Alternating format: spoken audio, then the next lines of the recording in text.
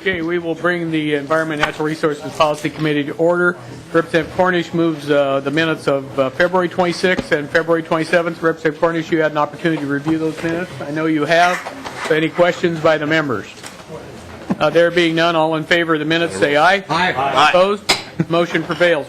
Mary Murphy's bill, Representative Murphy's bill, House File 819, will be the first file that we do today. Representative Murphy, are you here? And then we'll do Representative Metsa's bill second. And Representative Metsa's bill, I believe, is House File 1065. Is that Metz? The chair moves House File 819, recommend to pass, be referred to State Government Finance and Veterans Affairs Committee. Representative Murphy, to your bill. Thank you, Mr. Chair. This is the Minnesota Public Facilities Authority Technical Amendments Bill, and it has a few little changes in it, and Jeff Freeman, who is the director of the Public Facilities Authority, is my testifier today. Mr. Freeman, welcome to the committee. Introduce yourself for the record. Go ahead with your explaining the bill. Thank you, Mr. Chair and members. My name is Jeff Freeman. I'm the director of the Minnesota Public Facilities Authority, which is a interagency financing authority, essentially an infrastructure bank to help local governments finance primarily water and wastewater drinking water infrastructure projects. The bill before you is basically makes some small modifications to primarily focused on the programs that we have that are funded through the Clean Water Legacy Funds to help cities pay for finance specific types of wastewater infrastructure improvements. This is separate from our base programs, which are primarily low-interest loans and WIF grants for affordability issues. These programs are focused on helping cities when they are required through their permit to provide some additional level of treatment over and above what they would otherwise have to do in order to meet a specific water quality goal or objective. And that was done when these programs were created through the first two. You should have in your packet a handout that's got our little PFA valve and pipe logo at the top. The first three sections of the bill focus on the total maximum daily load grant program, which was created to help cities when the PCA, through this process under the Federal Clean Water Act, develops TMDL studies, and those then lead to requirements on cities. The grant program was set up to provide 50% grants. At the same time, a separate program, the phosphorus reduction grant program, was created for when cities are required to meet more stringent phosphorus treatment standards than they would otherwise have to meet. What we'd like to do, these two programs really overlap to a great degree, and we'd like to simplify things by merging them into one program, and then also expand the eligibility criteria slightly so that any time a city is required to provide this additional level of treatment for within their permit, then they could access these funds to move ahead with that project. What happens sometimes is the permit requirement is implemented, but the TMDL study hasn't yet been approved through the federal EPA process. So a city has to wait and can't get these funds until that whole process is completed. This really is about helping cities access these funds sooner so the projects can go ahead more quickly. At the bottom of the handout, the other program that we're looking at under the legacy funds is the Small Community Wastewater Treatment Program. Sections 4, 5, and 6 of the bill address this program. This is for very small, unsewered communities, 20 to 30 households or fewer, that have problems with straight pipe raw sewage discharges, serious health and environmental problems. This program focuses on helping those communities address those issues. What we'd like to do is raise there's a technical assistance grant component to that program. We'd like to raise the cap for that because these are tricky problems, and it's difficult to help find the right solution. So a little more money for technical assistance grants, and then adjust the construction funding so that the cap would be raised to $2 million, and the grant side of it would match the same criteria we use for our wastewater infrastructure fund WIF program, which is an affordability-based criteria based on per household costs. Finally, Section 7 of the bill makes some changes under the WIF program going back to communities that received funding under that program in the years 2005 to 2010. That program is supplemental assistance when cities come to us through our loan program, but the costs per household are prohibitively high. The WIF program can provide some additional funds.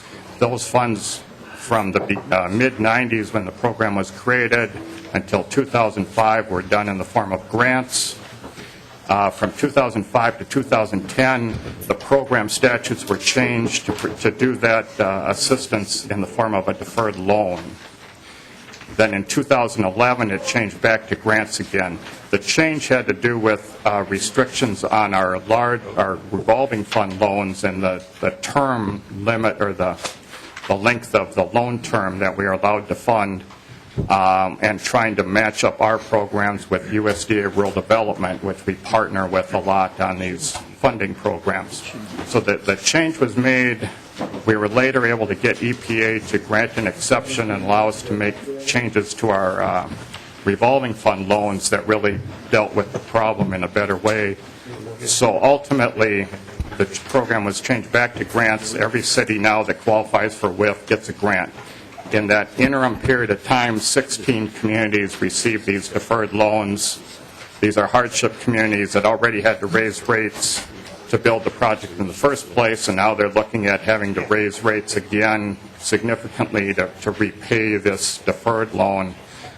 So out of a sort of a fairness, we would like to apply the current grant standards and criteria back to these communities at the time they received the funding for the project, and convert those loans to grants to the extent that they would be eligible for those under the current criteria. That, Mr. Chairman and members, that's a summary of the bill. I'd be happy to answer any questions. Okay, thank you, Mr. Freeman. Are there any questions from the committee? Is there anyone in the audience that would like to speak for or against this bill? Representative Murphy, do you have any closing comments you would like to make? I think it's a good bill, and I'm anxious to hear it in my committee. Super. Thank you, Representative Murphy. Okay. The chair renews their motion that House File 819 be recommended to pass and be re-referred to the State Government Finance and Veterans Affairs Committee. All in favor say aye. Aye. Opposed? Motion carries. Thank you. You're welcome. Next we have on the agenda Representative Metsa's bill, which is bill number 1065. Chair moves that House File 1065 be recommended to pass and be re-referred to Government Operations Committee. Representative Metsa. Thank you, Mr. Chair. Thank you. Members, well, I'm happy to be here today to present House File 1065, a bill that creates a Greater Minnesota Parks, Recreation, and Trails Commission. As many of you know, Greater Minnesota has long admired the extensive system of parks and trails and green space available to the citizens and visitors in the Twin Cities and metropolitan area. And the passage of the Legacy Amendment in 2008 provided Greater Minnesota a tremendous opportunity to aspire to the something similar out in our neck of the woods. So Greater Minnesota faced pointed questions pertaining to its lack of organization and its lack of plan for receiving and dispersing the Parks and Trails legacy funding it was seeking. And they told us that if given time, they would produce an organizational structure and produce Parks and Trails plan for Greater Minnesota that we could be proud of. Mr. Chairman and members, as you may already know, Greater Minnesota Park and Trail professionals are well into the development of a plan for developing a state-of-the-art system of parks and trails for Greater Minnesota. And House File 1065 represents the organizational structure necessary for the administration of the Park and Trail Legacy Funds to Greater Minnesota.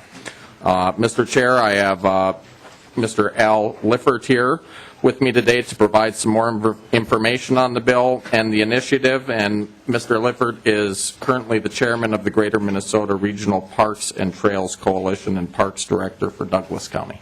Okay, thank you. Mr. Lippert, if you'd like to introduce yourself and continue with the testimony. Thank you, Chairman. Thank you, Representative Metsa. As Representative Metsa said, my name is Al Lifford, and I work for Douglas County. I'm the Park Superintendent. Alexandria is the county seat of Douglas.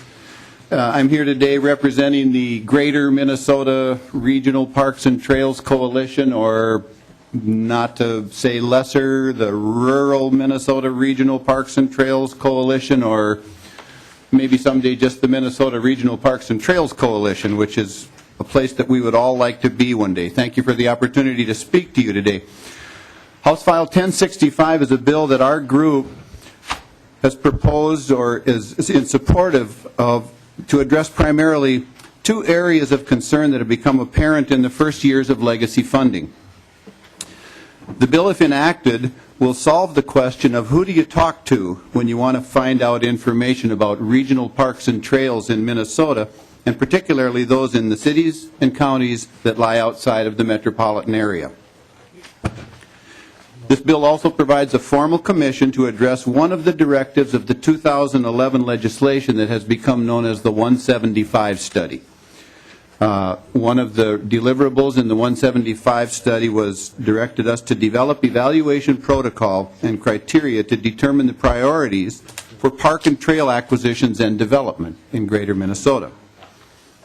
Working with the commission that's described in the bill, one representative from AMC District 1 through 9, and one representative from each of the 4 Department of Natural Resources regionals areas.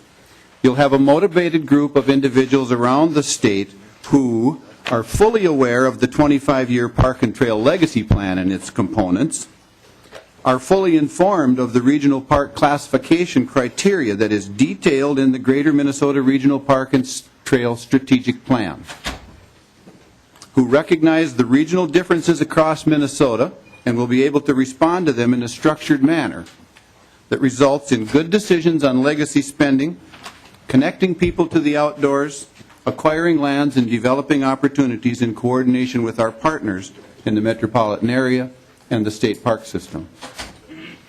Committee members, there are 2.5 million Minnesotans who live in communities that are not part of the 7-county metro.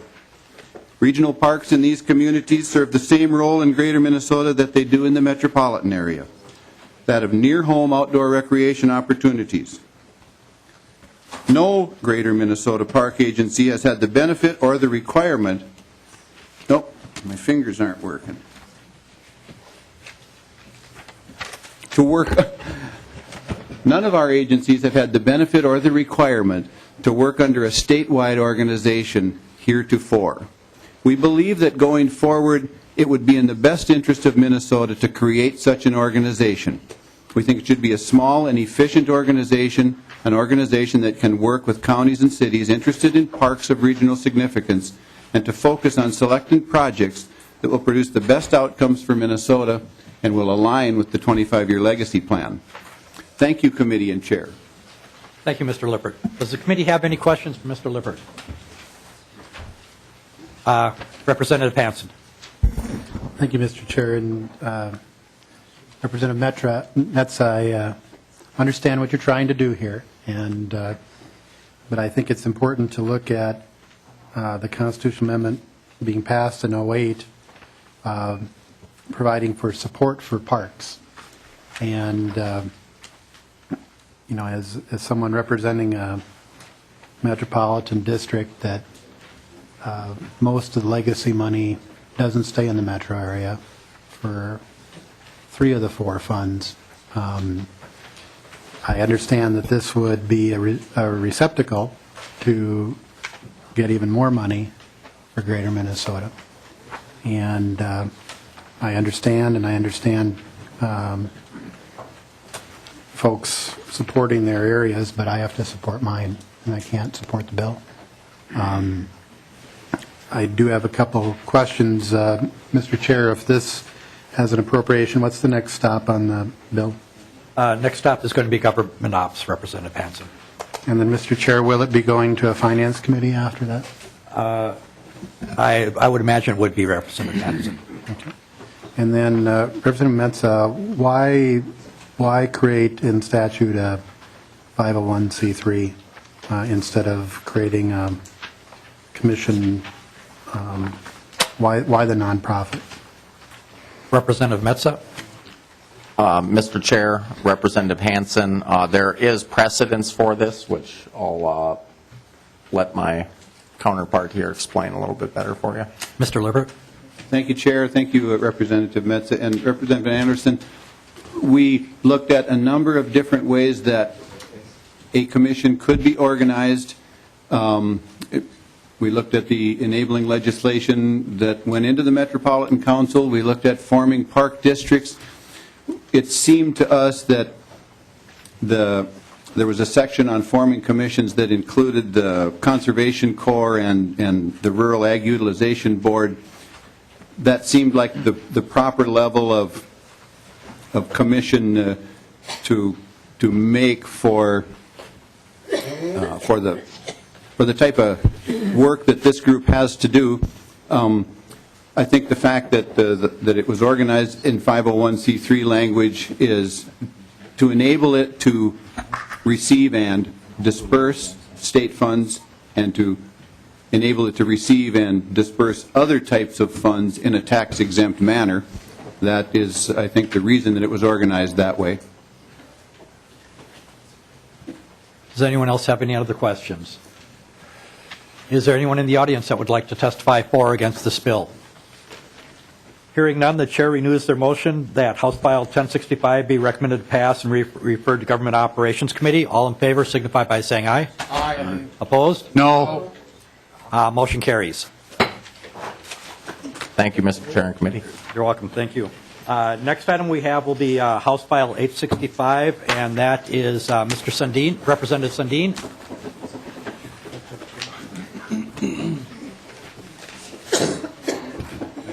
Chair moves that House File 865 be recommended to pass and re-refer to the Commerce and Consumer Protection, Finance, and Policy Committee.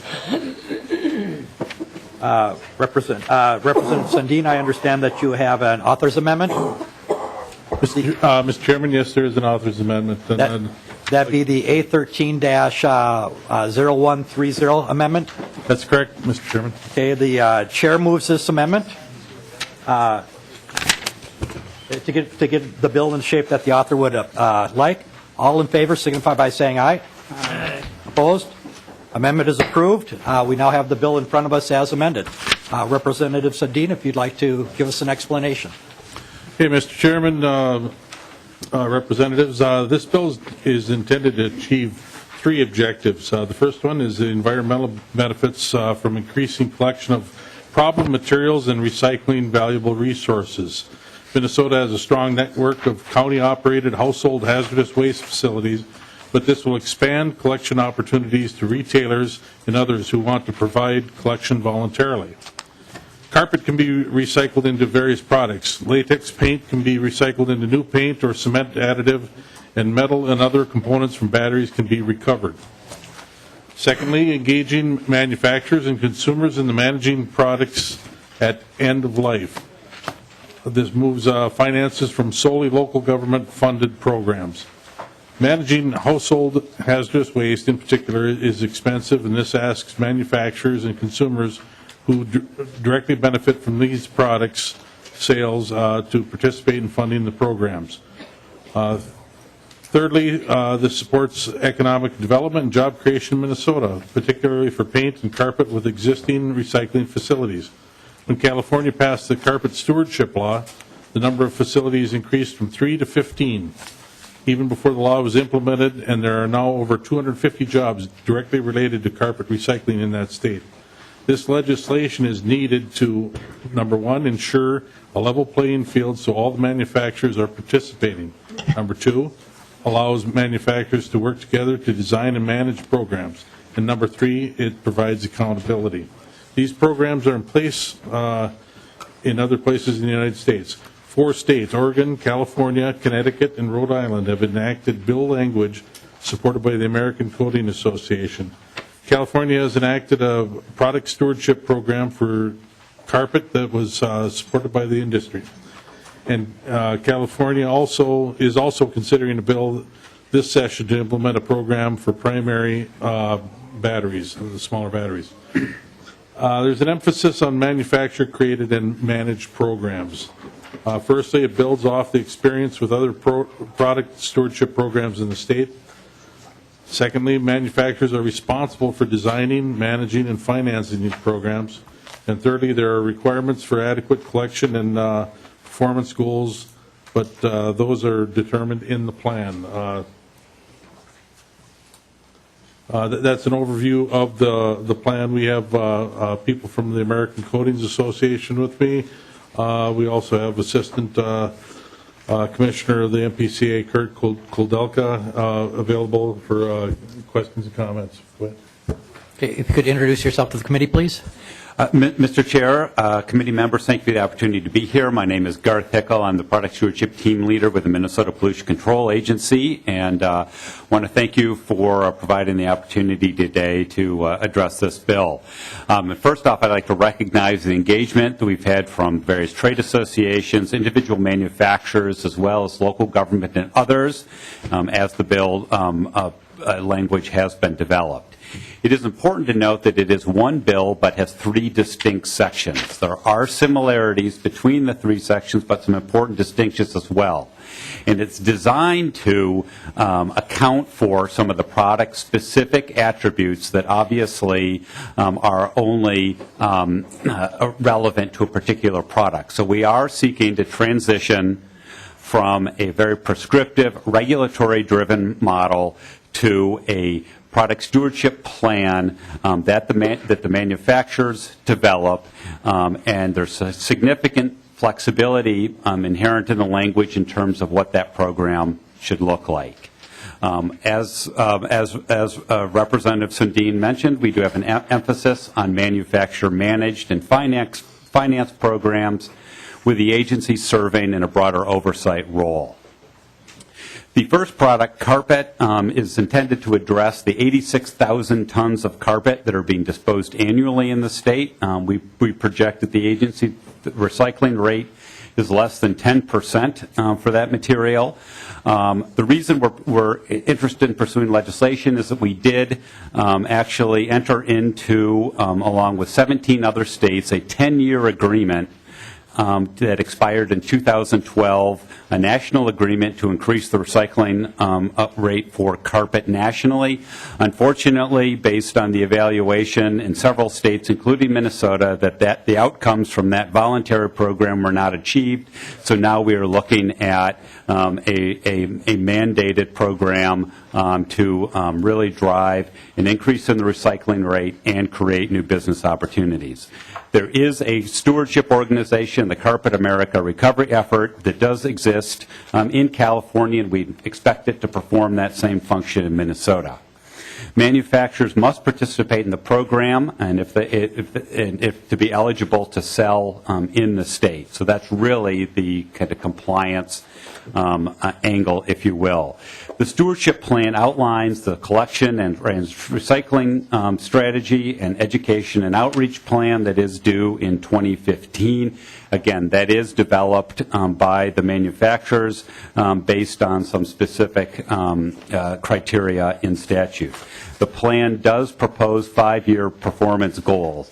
So as opposed to several of the other bills that have been enacted for product-specific measures over the years, it does not actually have a quantified goal in statute, say a 25% recycling rate, 50% recycling rate.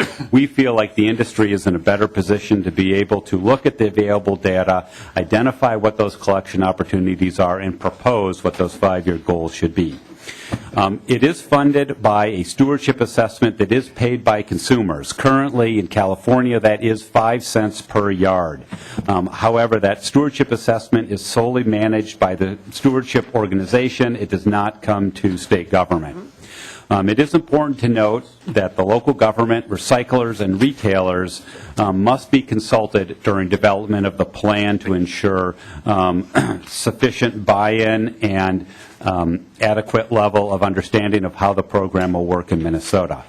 The final plan is subject to MPCA review and approval, and there is an annual reporting mechanism. Paint is the largest volume and greatest expense for the county household hazardous waste programs. The language specifically addresses architectural paint only, so marine paint, industrial coatings, and so forth are not included. It does propose essentially the same program that is functioning in Oregon and California and will be soon in Connecticut and Rhode Island. The assessment is approximately 75 cents per gallon. Again, that assessment is remitted by the manufacturers to Paint Care, the stewardship organization, and solely managed by that organization. We expect that Paint Care will likely build on the existing household hazardous waste infrastructure in the state. However, based on the experience in Oregon and California, we expect that expanded collection through voluntary retail collection will occur. So, for example, in Oregon now, there are over 100 retailers that are providing collection opportunities for their consumers as a way to drive store traffic and so forth. Lastly, the bill addresses primary batteries, which are your typical A, AA, D cells. They are the largest battery fraction of batteries that are sold in the state. The agency estimates that there's about 100 million primary batteries that are sold in Minnesota annually. And those represent about 98% of all the battery sales to consumers. We do have an existing stewardship program for rechargeable batteries in the state that was enacted nearly 20 years ago, and so we view this as a great opportunity to complement that stewardship program.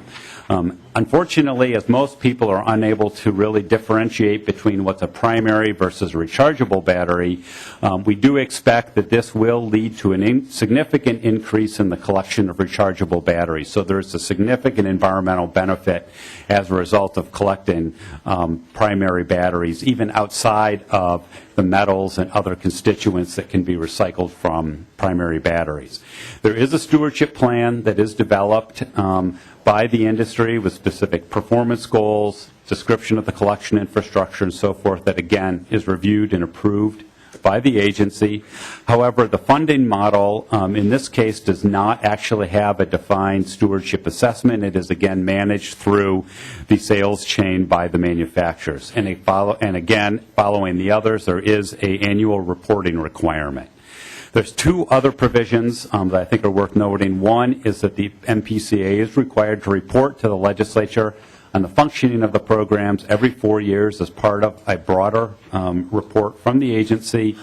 And then lastly, that the agency oversight responsibilities are funded by an administrative fee that's actually based on the actual program costs accrued by the agency. And right now we estimate that it will take about 1.5 FTE to administer the bill as written. Thank you, and I look forward to any comments or questions that you may have. Does anyone on the committee have questions for Mr. Hickel? Representative Oldham. Mr. Chair, yes, I do have a number of questions. I hope I won't be too lengthy. As you know, I used to be a member of the American Coatings Association and a manufacturer here in the state. And I think it's important to understand that there's a few states that have adopted this, but many have not. And it's important to also understand that on the surface, this bill looks really good because we're providing recycling and stewardship. However, it's being done today. It's being done today, and it's being done efficiently by the household hazardous waste collection sites throughout all of our counties and has been for a long time. You might wonder, I mean, I talked to a number of people, and a lot of the small retailers are not here. And I know many of them personally. This bill, if you look at it, places a lot of burden on them. For instance, if the manufacturers cannot sell in this state, but the small retailer will be the collection point. Correct me if I'm wrong. the collection point. And as far as a small retailer goes, think about it. Here's a small retailer versus Home Depot or Menards or somebody like that. Everybody's going to have to take back everybody else's paint under this bill. So what would you rather do? Haul in your 5-gallon pails through Home Depot or through Lowe's or through Menards, or drop them off at your local hardware store where you can pull right up to the front door, or Hirschfield's or any of the small retail operations? I feel they'll be unduly burdened with all of this paint. And then the other thing about it is this bill says that they have to not only collect it, they have to store it. They have to store it. Well, retail space for small retailers is very, very precious. They have no idea how much paint's going to come in the door. And some of this paint, while I don't define latex paint as hazardous waste, some of this paint that comes in is going to be solvent-based paint, hazardous. Okay? There's no provision in this bill for the small retailer when his insurance company goes, hey, pal, you've got all this hazardous flammable material stored in your back room. What's going to happen to him? Or when the fire marshal walks in, and I've seen it happen many, many times, fire marshal walks in and goes, you're not permitted for this. Plus, this material has to be transported, right, Dave? And this is hazardous material. It has to be transported. Now, as it leaves that small retailer to go to its final destination, that truck driver has to be hazmat certified. There are very few truck drivers that are hazmat certified. This material has to be manifested as hazardous waste because that's how it is defined now. And somebody has to fill out all of that manifest. Now you tell me what retail clerk at Ace Hardware has the knowledge to do that. They don't. They have to be specifically trained. The reporting requirements for the manufacturers, while it works well for Sherwin-Williams or Behr or Benjamin Moore or somebody else like that, doesn't work too well for the small manufacturer. The small manufacturer has to report, and it's extensive reporting. Extensive reporting. So they're going to be unduly burdened by this. There's a number of other issues in the bill. I'm not going to really go into them, but I think that there's a lot of answers that have to be done here. And the bottom line is, we have a program that has worked within this state for many, many years, where you as a consumer, and I'll bet most of you have done this, where you load up the minivan or whatever, you drive to the HHW facility, and they take the paint. Now, most of that paint is already being recycled by a small manufacturer here in actually Fridley, Minnesota, called Amazon Paint. So it is a cradle-to-grave operation that's going on now, as far as that goes. It's not like a great deal of this is being landfilled. And one other thing about it is, if it is, and I used to formulate paints made out of dirt, okay? Calcium carbonate, silica sands, and other products like that. When it's dried, and the National Paint and Coatings Association, which is now called the American Coatings Association, used to promote a policy of that, where you could turn around and dry your latex paint, and it could be landfilled because it is essentially non-hazardous. So I think this bill, there's a reason only a couple of states have adopted it, and California is pretty good at doing some things like that. I think for any outstate legislator or anyone that has a small paint store in your legislative district, I would urge you to talk to them, because I think they probably don't have a clue about this. And the thing is being taken care of now in a very adequate manner. Those are my comments. If anybody has any questions of me, I'd be happy to answer them too. But I guess really no direction or no questions from the PCA right now, or Representative Sundin. It's a question that I've dealt with for many, many years, and I really feel that not only the paint, but the carpet thing also could be really, really tough on our retailers. Thank you, Mr. Chair. Thank you, and I understand Representative Sundin, if you'd like to try to address some of those concerns there. I also want to mention that we do have a long list of people that would like to testify today, too, so I want to keep that in mind. Thank you, Mr. Chairman. Yes, I'd like to respond. I've been involved in the painting industry as well for 35 years, and I truly see a need for this as well. Mr. Chairman, today we have David Darling from the American Coating Associations. He's the Director of Environmental Affairs, and he can respond to most of the observations the representative brought forth and maybe clarify for us the true need for this legislation. Okay. Mr. Darling, if you'd like to introduce yourself and then present your testimony.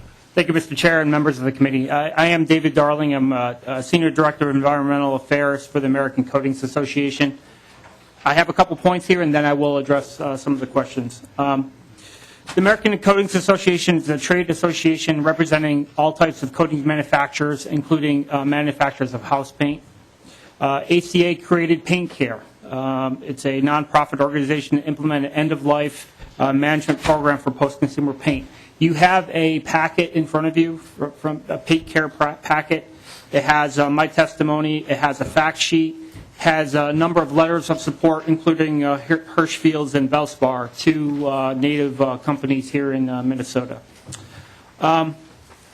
This bill and the program itself was designed specifically for paint. It may or may not work for other products, but we carefully crafted this for the unique issues related to leftover paint.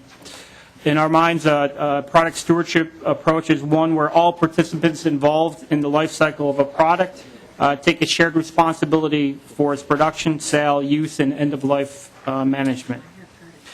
With regard to legislation, it really is necessary. The reason we're here today is that we really have to ensure a level playing field. To the point about small retailers and small manufacturers, if we didn't have the legislation, you could potentially have a very large manufacturer or retailer control the price, not incorporate the assessment, maybe try to have say a cheaper product, and then could put other businesses out of, essentially put others out of business.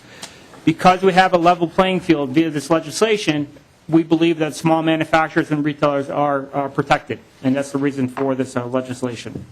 Unless all manufacturers and retailers participate in the program and participate in a uniform manner, again, it could lead to competitive advantages and disadvantages amongst the producers and retailers. So that's why we to the point of a level playing field.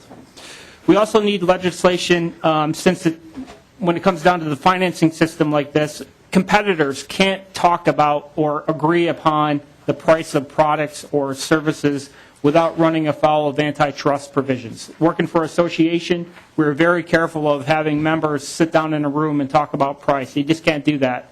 It runs afoul of antitrust. The way we have this financing system and the legislation set up, it actually gives some limited protection from antitrust regulations. A quick overview of how the financing system works. A paint manufacturer pays an assessment fee for every container sold in Minnesota. That payment then goes to Paint Care. The assessment is then passed down through the chain of command or through the wholesale and retail chain of distribution so that the distributors and the retailers are made whole. The funds that Paint Care get through the assessment, they take those funds and they go out and they collect, recycle, and properly dispose of the latex and oil-based paints. We do establish collection sites. Right now you have a pretty good system of HHW. You may not have adequate collection, say, in the rural areas of Minnesota. Paint Care could come in and ask other paint retail stores to voluntarily collect paint. To the point that was made earlier, it's only voluntary. On page 12, section 12.4, any retailer may participate on a voluntary basis as a designated collection point. So it is only voluntary for retailers. If they want to get involved in the program, they can. We have 100 stores in Oregon. We have 500 stores in California. that have voluntarily participated to collect paint. The reason they do that, they want to get foot traffic into the store, and it's working out quite well. Because it is voluntary, and if there are concerns about storage of flammables, space considerations and whatnot, they don't have to accept the paint. Comes in the door. They could also refer it to another location, to an HHW, or if they feel uncomfortable with the product that's coming in the door, because it's a voluntary system, they do not have to accept that paint. The program is currently operating in Oregon, California, and we're implementing in Connecticut and Rhode Island. In Oregon, after 2 years of operation, we have processed over 1 million gallons of paint. We've recycled over 100 tons of plastic and metal containers. And Portland, just an example, Portland saved $2 million in the last 2 years just from the shifting the paint care program, taking care of the paint as opposed to what they had to take care of. And I wanted to mention there was a question about aerosols that was brought up and whether aerosols are going to be added in the future. The industry is really concerned about safety, cost, liability, and other regulatory issues. The other problem with aerosols is it's really not just aerosol paint. You have all types of aerosols out there, and we're just not ready at this point to manage all aerosols. If you open up aerosols, then we're going to get all the aerosols on the market. We just can't deal with that at this point. There's also a question about lacquers, varnishes, and stains, whether those are included in the program. They are. They are included in the program. Finally, in advance, thank you for your support. I'll be happy to answer any questions that you might have. Representative Fabian, you had a question earlier. Go ahead, Representative Fabian. Thank you, Mr. Chair. Representative Sundin, I'm curious, so we've heard of the states that have this in place. What states have had this proposal brought forward and rejected it? Representative Sundin. I'm sorry, I can't answer that question. I don't have that knowledge. Representative Fabian, any other questions? Yes, if I could maybe have the other testifier answer that question, please. Sure. We are actually currently working in 5 to 10 other states actively pursuing this legislation as well. Honestly, there's not. There's only a few out there that have rejected it. Most have are coming on. Representative Fabian. Thank you, Mr. Chair. The fee per gallon of paint, how much is that? 75 cents. Mr. Darling. Okay. Mr. Chair, 75 cents. Okay. Representative Fabian. Thank you, Mr. Chair. And to Representative Sundin, do you have a fiscal note with this bill? Representative Sundin. I don't believe there's a fiscal, Mr. Chairman, I don't believe there's a fiscal note prepared at this time. Representative Fabian. Thank you, Mr. Chair. I'm curious to know, this is voluntary, you said. What happens if a retailer gets involved in it and they find out that this just isn't working? I want out. Mr. Chair. Mr. Darling. They walk away. They say that we don't want to do this, and they don't have any more obligations of collecting paint. Representative Fabian. One other thing, you said that there's creating business opportunities in the state. If this actually is creating, if there's a need and there's a desire and an opportunity, why do we need the state to do this? Why can't the paint manufacturers do this on their own? Why can't the carpet manufacturers do this on their own? Why can't somebody start a business in doing this and take this on? I'm curious to know, why does the state have to mandate this? Mr. Darling. Mr. Chair, we believe that we honestly believe that legislation is needed for antitrust provisions. We as an industry can't go out and set prices. We will come under the antitrust regulations. Again, it also gets back to fairness and a level playing field. If not everybody's playing, that there is an opportunity for disadvantages and disadvantages in the marketplace. Representative Fabian. Thank you, Mr. Chair. And have you requested an antitrust exemption? Mr. Darling. As in the state of Mr. Chair, in the state of Minnesota, Mr. Chair, further clarification. I don't know the question. Mr. Fabian. Thank you, Mr. Chair. Either from the state or the feds, I'm not exactly sure what the process is for an antitrust exemption. Mr. Chair, I would agree. We found that we know that the legislation, we have actually went to outside counsel, and we found out that legislation is the best policy, the best way to do this. Mr. Fabian. Thank you, Mr. Chair. And I'm curious to know if small business, the Coast to Coast store in Roseau, Minnesota, decides to sign up for this. are they required to take paint that's not purchased in their store? Mr. Darling. Mr. Chair, they are. There is a requirement that they have to essentially take in anything, but they do want to walk away. They get into the program. They don't want to continue. They don't have to collect paint anymore. But yes, we expect. Let me clarify. There is essentially a contract. If a store wants to be a collection point as part of the program, there's a work practices. There's a standard storage requirements and stuff like that. But there is generally an obligation that they will take in all types of paint. Thank you, Mr. Chair.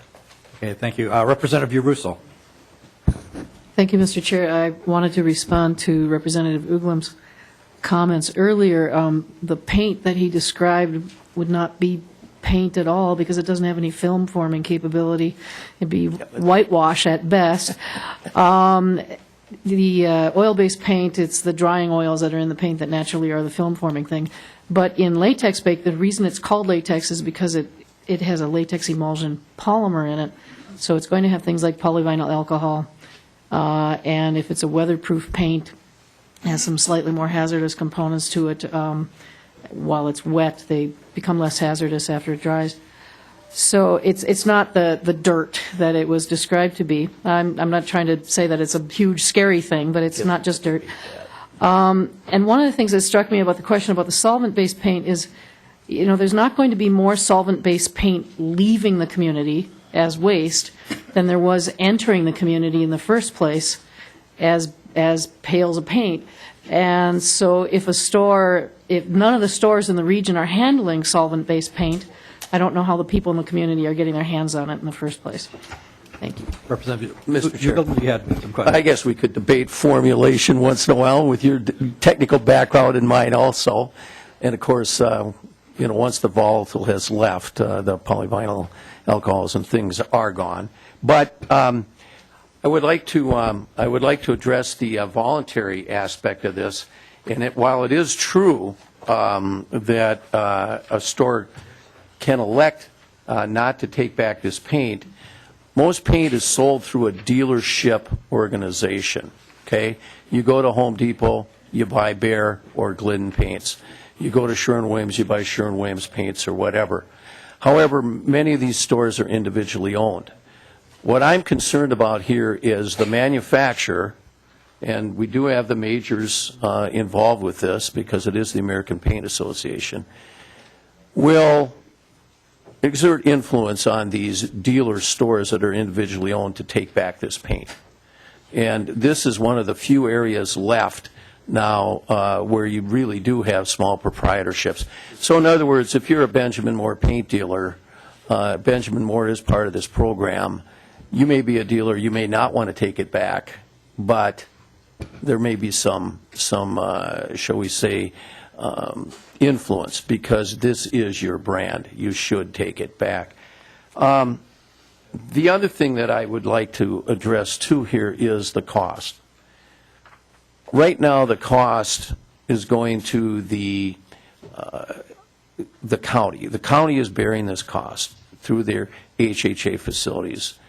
Now this cost is being shifted directly to the consumers, and I really think that right now the system that we have is working quite well.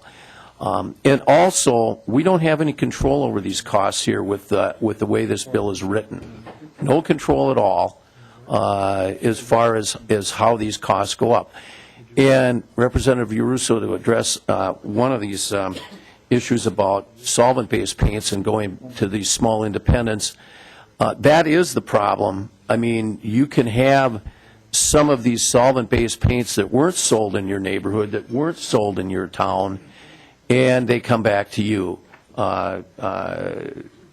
Representative Sundin, if you were involved in painting, contracting, and things like that, you know how popular it is to spray lacquers on custom cabinets and things like that. Highly flammable, red label products, and coming back to a coast-to-coast store or something like that. It doesn't work. That's a problem. Where it goes to an HHW facility and those people know and are trained how to handle that stuff. You're going to have some 16-year-old kids stacking this stuff up in the back of the room. It's not a good thing. Thank you, Mr. Chair. Representative Cornish. To the testifier, what's been in your involvement? Have you been kind of the point man in other states where this has come up, or what's your knowledge of that? Mr. Darling. Mr. Chairman, I was involved, the key person is Allison Keene. Unfortunately, I'm kind of the backup today. I have been involved with this issue for about 15 years, so I know a little bit. I know quite a bit about this program. Worked through, came to Minnesota 15 years ago. This is one of the first states where this issue started. Worked through the national dialogue and, started the program that turned into paint care. So I do have some knowledge of the program, yes. Mr. Chair, Representative Cornish. just a couple more questions. What, if you know the number of states that have accepted it, you should have more of an accurate number of the states that have rejected it. What's the more accurate number of the states that don't want anything to do with this or have rejected it? Mr. Darling. Mr. Chairman, I guess back to my answer was it's hard when when we do, as you know, legislation is very difficult. A lot of things could stop legislation. So I would say that we've had 5 states that it has stopped and they did not want it. Even, for example, here in Minnesota, it's been here twice and it was rejected by the governor, vetoed twice. So how do I put that into the equation? I'm not sure. It's hard to do the math on legislation because how it's stopped. So, Mr. Chair. Cornish. Final question would be, not that you agree with the rejections or the reasons, but go over, if you would, a list of reasons that these states have rejected this idea. What do they say that they don't like about it, in your opinion? Not that you agree with it, but what reasons are they giving? Mr. Darling. Sure, Mr. Chairman. I've heard issues of over-the-border sales. That has been an issue in the past. They're worried about if they sit on the border, a consumer could run over and grab it from a different state. That's been an issue. We have heard of the small entity issue before. Those are the 2 primary ones I can think of. Okay, Mr. Chair, Mr. Cornish. The point I was trying to make, I guess, is that if there are 5 states rejected and only 4 that accept it, and all these questions come up, and the testimony we've heard, I'm just really dubious about the bill. Thank you. You're welcome. Representative Russo. Thank you, Mr. Chair. I needed to follow up again with Representative Uglum that in solvent-based paint, the solvents indeed have evaporated and are no longer in the paint when it's on the wall. But if you've got latex paint, if the polyvinyl alcohol were to go away, that paint would fall off the wall or wash off the wall. The polyvinyl alcohol is there to stay. Representative Hackbarth. Well, thank you, Mr. Chair, and I do have some questions. I'm going to wait until some of the other testifiers come up and speak to the bill, but my questions are more centered around procedure at this point. I think I missed where this bill might be going. It was recommended to pass. Where does it go next? The next stop for this bill will be referred to the Commerce and Consumer Protection Finance and Policy Committee. Okay, thank you for that, Mr. Chairman. And we've got a number of different testifiers that are going to testify on this bill yet, and we have a number of bills to get to that are on the agenda. Could you enlighten the committee and probably the people that are in the audience on other bills? What's the plan for the rest of the evening?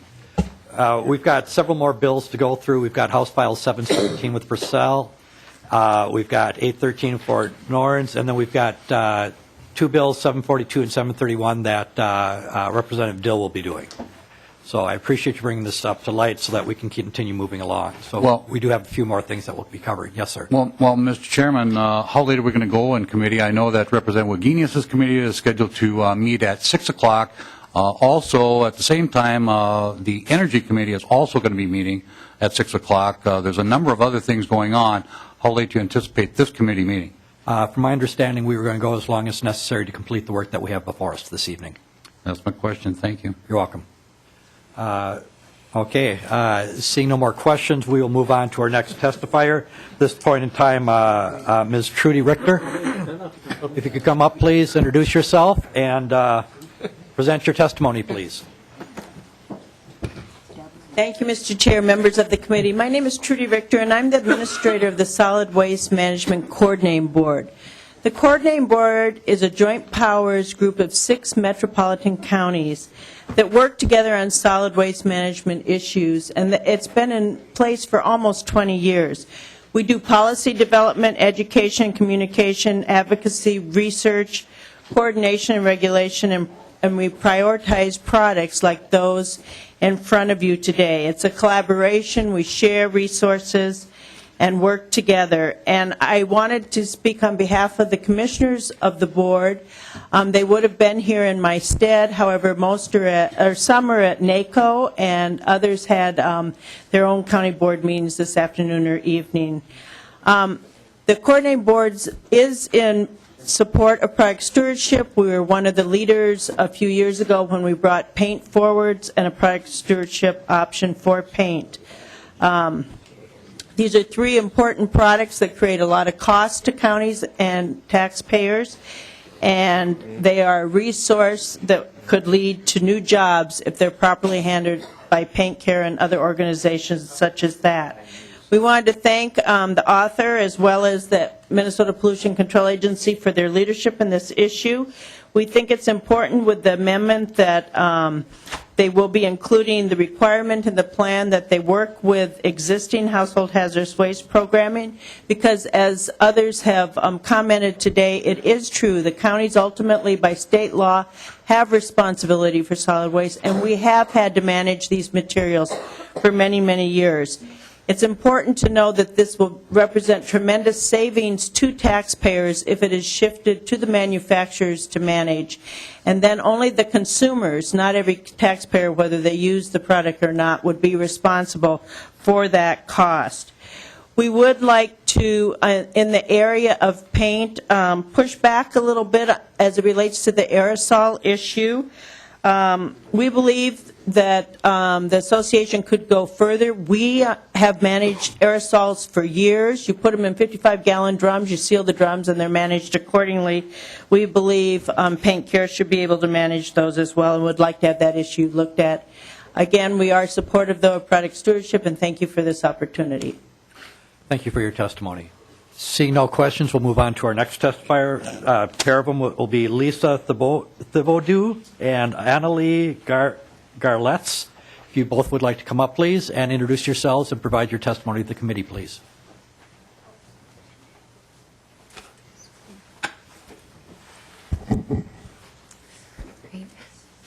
Thank you, Mr. Chair and members of the committee. My name is Annalie Garletz, and I'm with the Association of Minnesota Counties. I'd like to thank Representative Sundin for bringing the bill forward, and also thank the Pollution Control Agency for their work on this issue. Counties have been involved in encouraging and promoting product stewardship for years, and we are supportive of the framework for paint, carpet, and batteries put forward in this bill. We feel it's a step in a positive direction, and as we work with the product stewardship organizations to develop the agreements that are called for in this bill, we are hopeful that we can develop equitable programs and access for all counties and their citizens to promote these recycling programs. We also want to work towards, as Ms. Richter said, including more products in the future, such as aerosol paints. I will turn it over to Lisa Thibodeau to speak more in detail about where Solid Waste Administrators Association is at on this bill, and to give you an idea of how solid waste administrators deal with these issues. Ms. Thibodeau. Hello, Mr. Chair, Representatives. Thank you for hearing my testimony today. My name is Lisa Thibodeau, and I'm the Solid Waste Administrator for Chisago County. I'm here today representing Minnesota Solid Waste Administrators Association, or SWA. I'm their Executive Board Secretary. For many years, SWA has supported the concept of product stewardship. It's just a common sense approach to designing a product to be less toxic, or with the end of its life in mind, so that when you're done with it, it can be recycled and stay in the economy instead of being disposed forever and taken out of the system. As you know, the counties are charged with protecting the health of our citizens and the health of the local environment. According to Statute 115A, the Waste Management Act, and if you read the Waste Management Act, it's right at the top of the act that we are to accomplish this protection through reduction in toxicity, recovery of materials, and reduction of indiscriminate disposal of waste, among other things. That's what a solid waste administrator does. The Waste Management Act also creates the waste hierarchy, which all waste disposal in the state is governed by. And the top of the list is reduction and reuse, followed secondarily by recycling. That's what product stewardship is. SWA feels that this bill for the product stewardship of carpet paint batteries would be beneficial, and it would get product stewardship off the ground and running for these three materials. SWA does have questions about how this will all play out. As you know, devil's in the details, and the details of these programs will come after legislation and be worked out in the product stewardship plan. And the benefits may not be equal for all counties.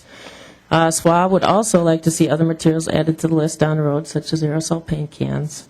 But overall, we appreciate industry's willingness to take this on, and we are willing to trust that they and the Minnesota Pollution Control Agency will take our concerns into consideration and come up with a good program that benefits the citizens of the state of Minnesota by creating more opportunity to recycle these items, by helping the local economy out by keeping these products in the system, and by helping us local governments by paying part of the cost for managing these materials. Now, my county, Chisago County, has no official position on this legislation, but our disposal costs would come down with the paint and battery product stewardship. And our landfill at the East Central Solid Waste Commission would save money on the carpet recycling. So thank you, Mr. Chair. Thank you. Representative Clark, you have Representative Johnson, you have a question. Thank you, Mr. Chairman. My question is, do I understand that counties, the current waste disposal sites, would still take these products? Yes, sir, we would. Thank you. Okay, seeing no other question. Representative Fabian. Thank you, Mr. Chair. Well, in light of that, if they are still going to take that, what about the SCORE grants then? Would we see a decrease in funding for the SCORE grants if we're not going to be handling those things?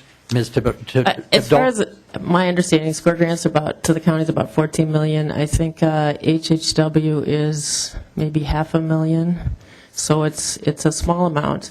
My county gets, I think, about $20,000 for the HHW grant. As to whether the cost would come down, yes, my disposal costs will go down. For the first year, I would show more money in my budget. The second year, my budgeting would come down by the amount. And yes, counties would adjust either the fees that they charge, line item property taxes, or their levy dollars would come down and their budgets would adjust. Representative Fabian. Thank you, Mr. Chair. And your statement that the devil is in the details, I don't think that this bill is ready for prime time based on what I know about it. My sense is that MPCA hasn't testified yet. I don't know how they're going to administer this, and they will. I wasn't here, I'm sorry. So I need to know some more of those details. I'll have to have some online conversations. So, okay. Mr. Chair, I would just say that the bill needs to be a little bit open and flexible so that industry can, create the plan and work out the details with the stakeholders after legislation, if it were to pass. Seeing no more questions, I'll call up our next testifier, Mr. Ed Freeman. If you could please come forward, identify yourself for the committee.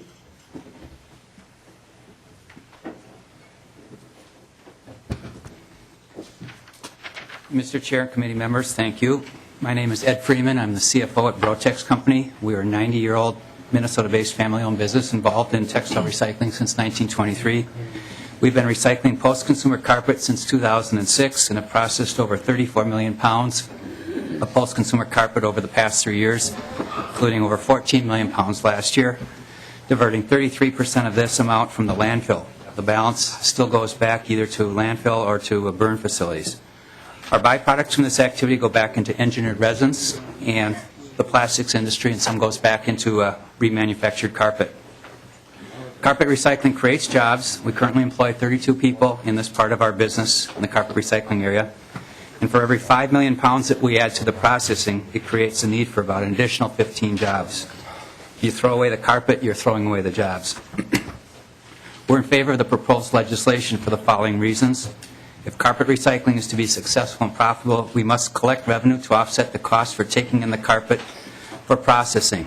We have over 40-plus sites around the state of Minnesota and sites also in Nebraska, Iowa, and Wisconsin. We've got the hauling fees as well. We need to recover the costs for the disposal of the carpet of the 67% of the materials that still end up either in a burn facility or landfills. Although we have markets for the materials that we extract from the recycling of the carpet, The cost of the waste stream still represented $370,000 for us last year. We're doing everything possible to reduce our internal costs, improve manufacturing efficiencies, maintain the sales margins, but we're struggling to make the business profitable. We're working towards possible uses for waste and the plastic soil applications and for other markets in development. Thank you. Thank you. Seeing no questions, we'll move on to our next testifier, which would be Ms. Molly Peterson. If you'd like to come up, please introduce yourself. I'm sorry, Molly Peterson.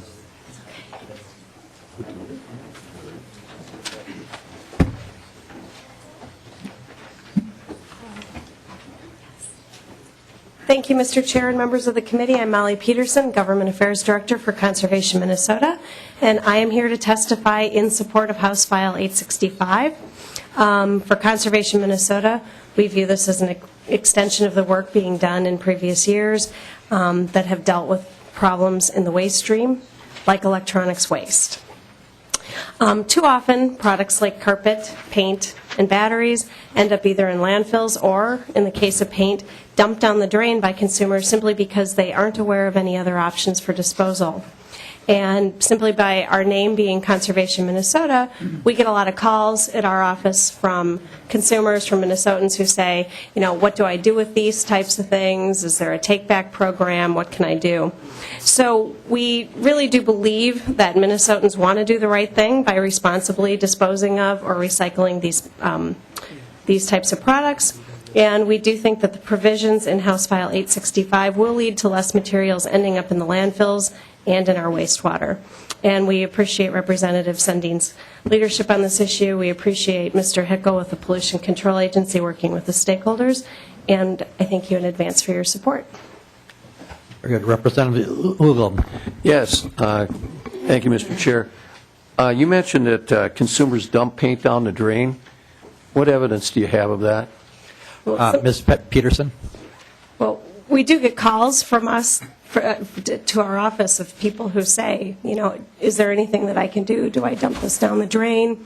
Is it safe? So we have gotten some calls from that. Mr. Chair, so you get calls, but you have no evidence that people are dumping it down the drain, no firsthand evidence? Ms. Peterson. Thank you, Mr. Chair. I don't go to their house and see if they've done that, no. Thank you, Mr. Chair. Next on the agenda, we have Marcus Bullish. If you'd like to come up, please introduce yourself to the committee.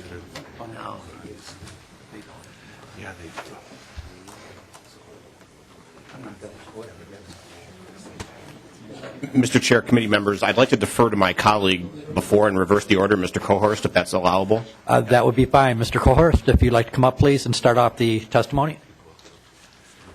Thank you, Mr. Chairman and members of the committee. My name is Mark Cohorst. I'm Senior Manager for Environment, Health, and Safety with the National Electrical Manufacturers Association.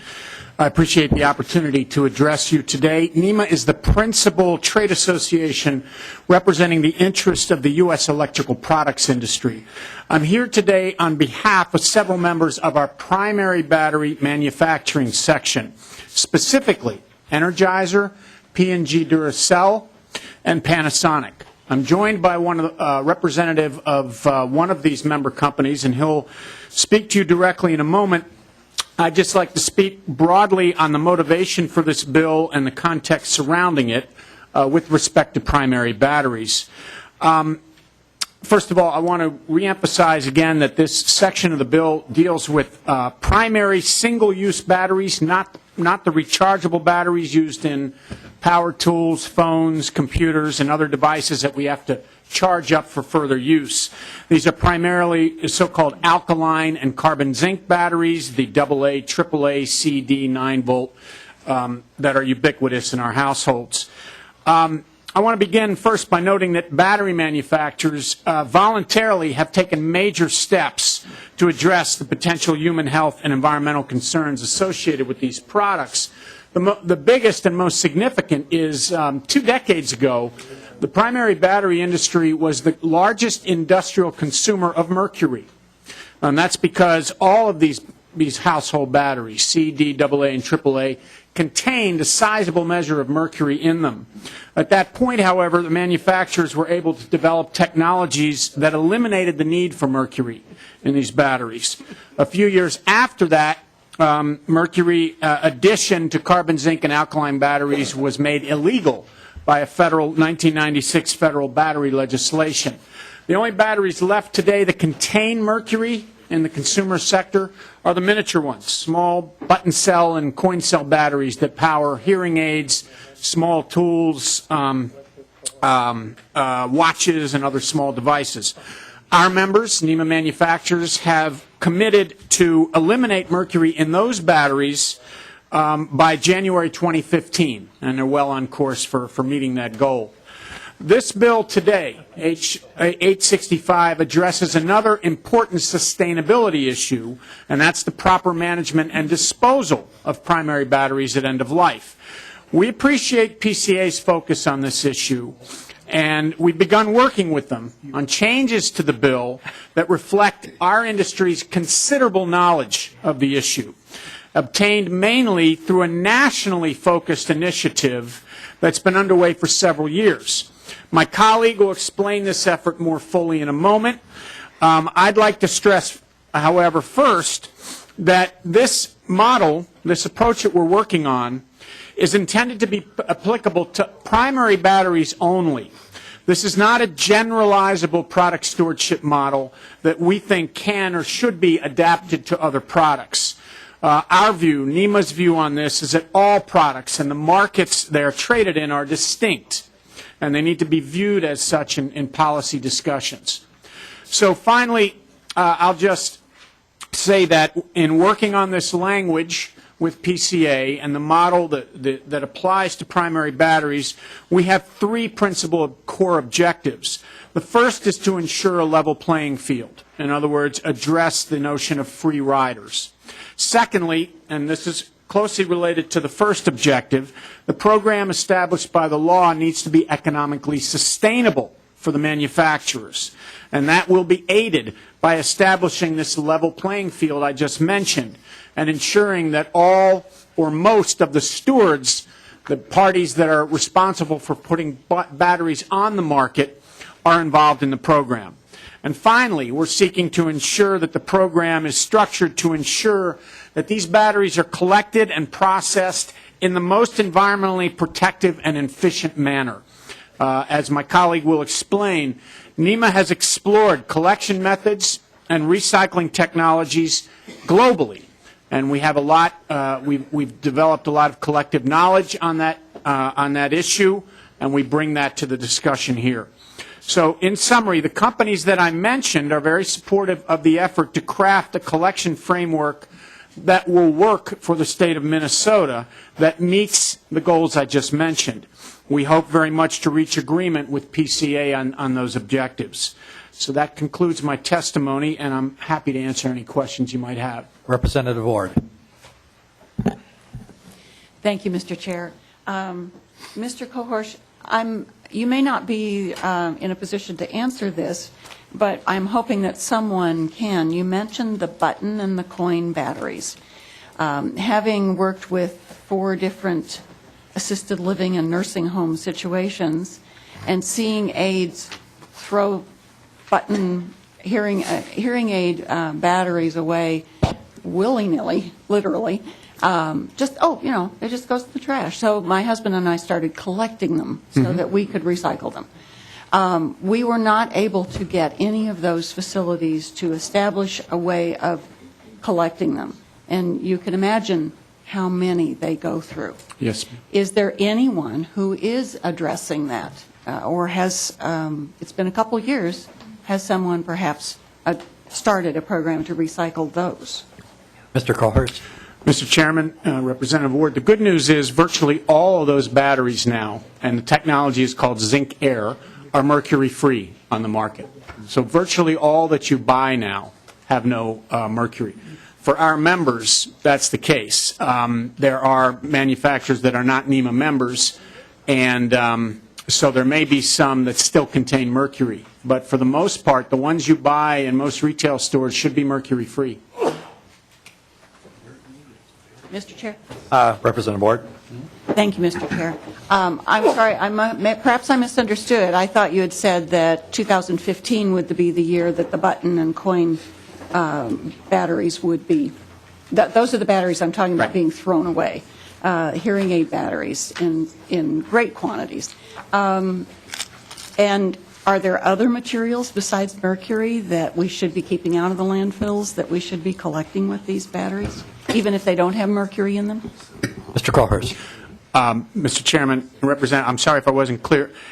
There are several types of miniature batteries. Zinc air is one of them. They are the primary technology that is used in hearing aids, and that particular technology is virtually entirely mercury-free now. Some of the other chemistries that go into things like watches or toys, the industry is not quite fully there yet, but we will be by January 2015. But the ones you're talking about, I think we can almost assure you are going to be mercury-free when you buy them. And in terms of whether there's anything else in them, I think in those particular batteries, no, there's nothing of concern in them. Okay. We'll move on to our next testifier then. If you'd introduce yourself to the committee, please. Thank you. Mr. Chairman, committee members, my name is Mark Bulish. I am the president of the Corporation for Battery Recycling and also the director of regulatory affairs for Energizer. I promise I will be brief unless there are lots of questions. Our industry conducted a life cycle assessment on our batteries a few years ago. There have been others that were done out of the European Union. Like the European Union studies, the LCA showed that the current infrastructure for collection and recycling of primary batteries is a net negative for the environment, mainly due to the extreme amounts of energy that are used to disassemble the batteries.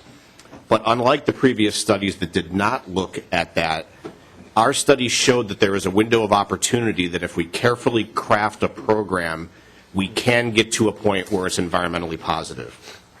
Because of that, we had always said within our industry, if it made environmental sense, we would step up to the table, and we're doing that now. Our company presidents have given us approval to move forward with the creation of a program. And part of that program involves testing and learning so that we can develop a program to get, or at least have a window to that environmental benefit. One of those programs that we've been testing and learning with is located locally here is Hennepin County. We've been actively funding a portion of the Hennepin program for over a year now. Our program was originally intended to be voluntary, but because we've come across a significant portion of free riders in the market that would make it inequitable and unfair for the members of the Corporation for Battery Recycling, we are moving towards trying to get a legislative fix for this.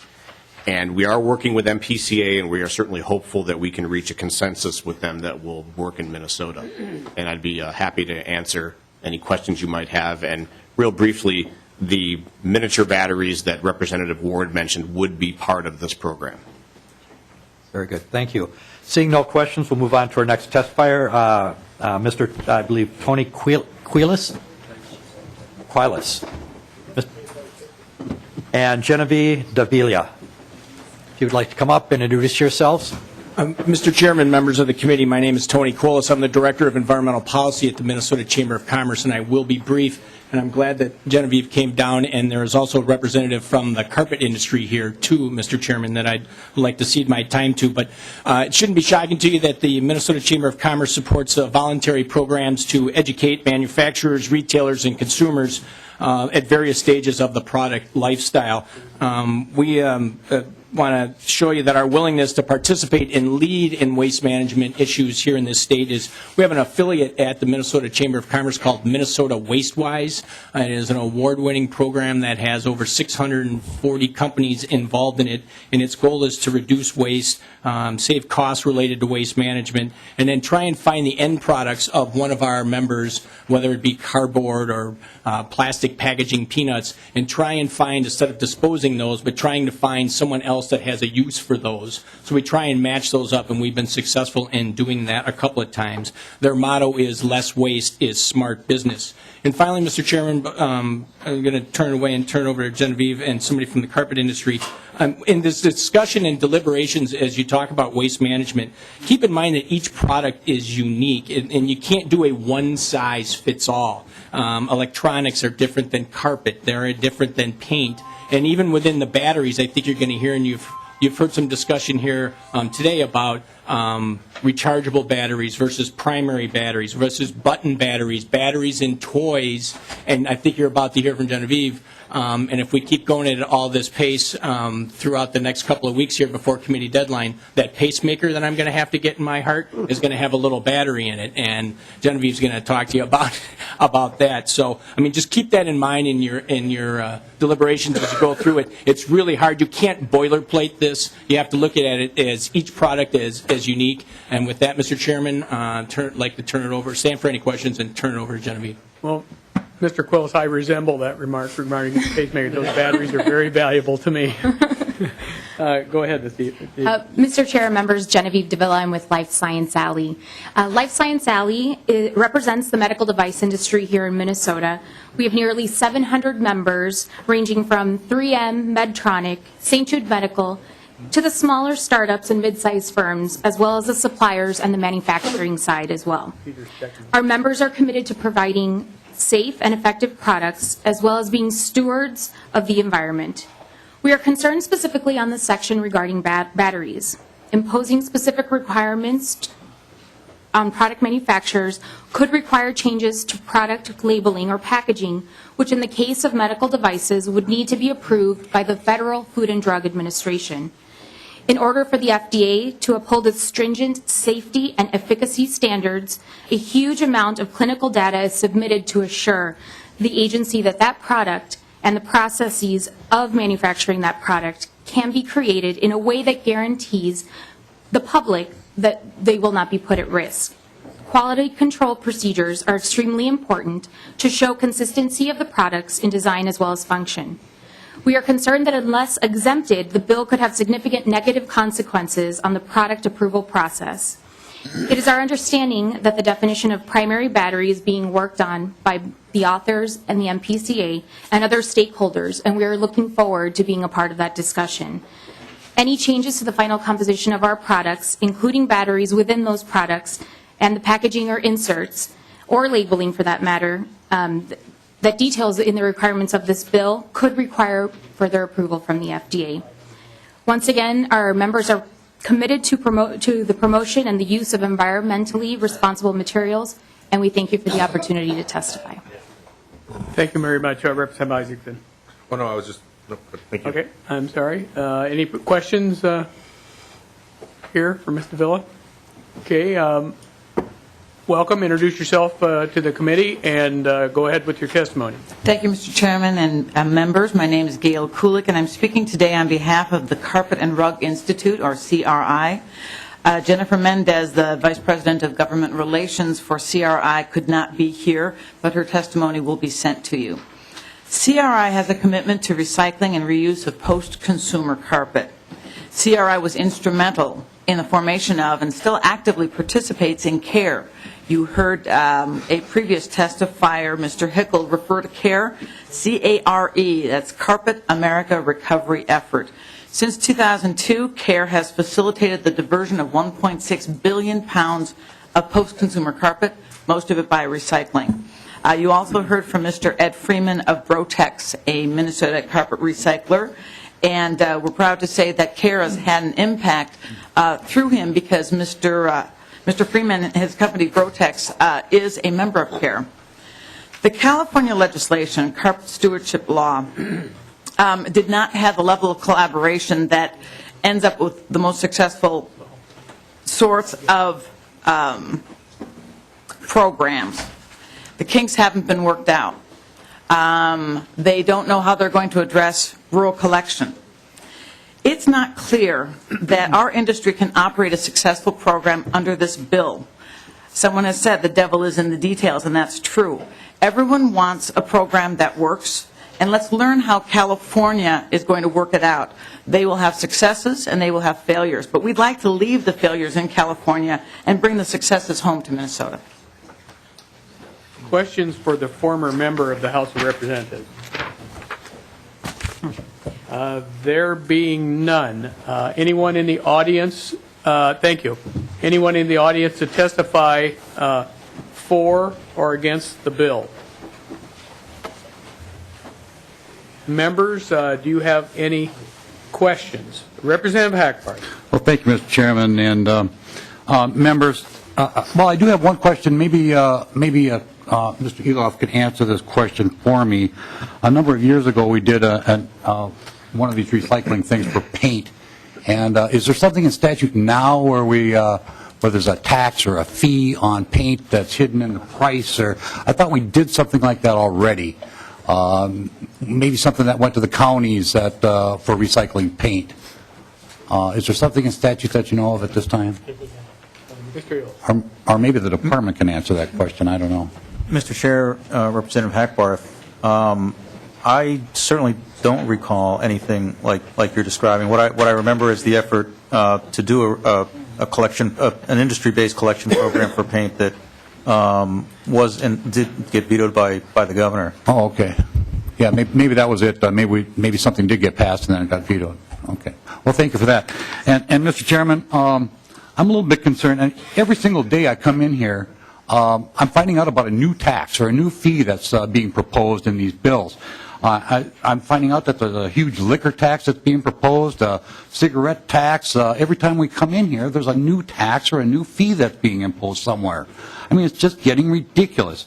And that's what this is. This is just another fee on consumers. We've got programs in place that are working. I have not heard of any complaints at all about being able to recycle any of these particular items. I think this is a solution looking for a problem. And, Mr. Chairman, I think this is a very, very, very bad bill. I think this is something that should be brought to the attention of our voters, and I'm going to ask for a roll call vote.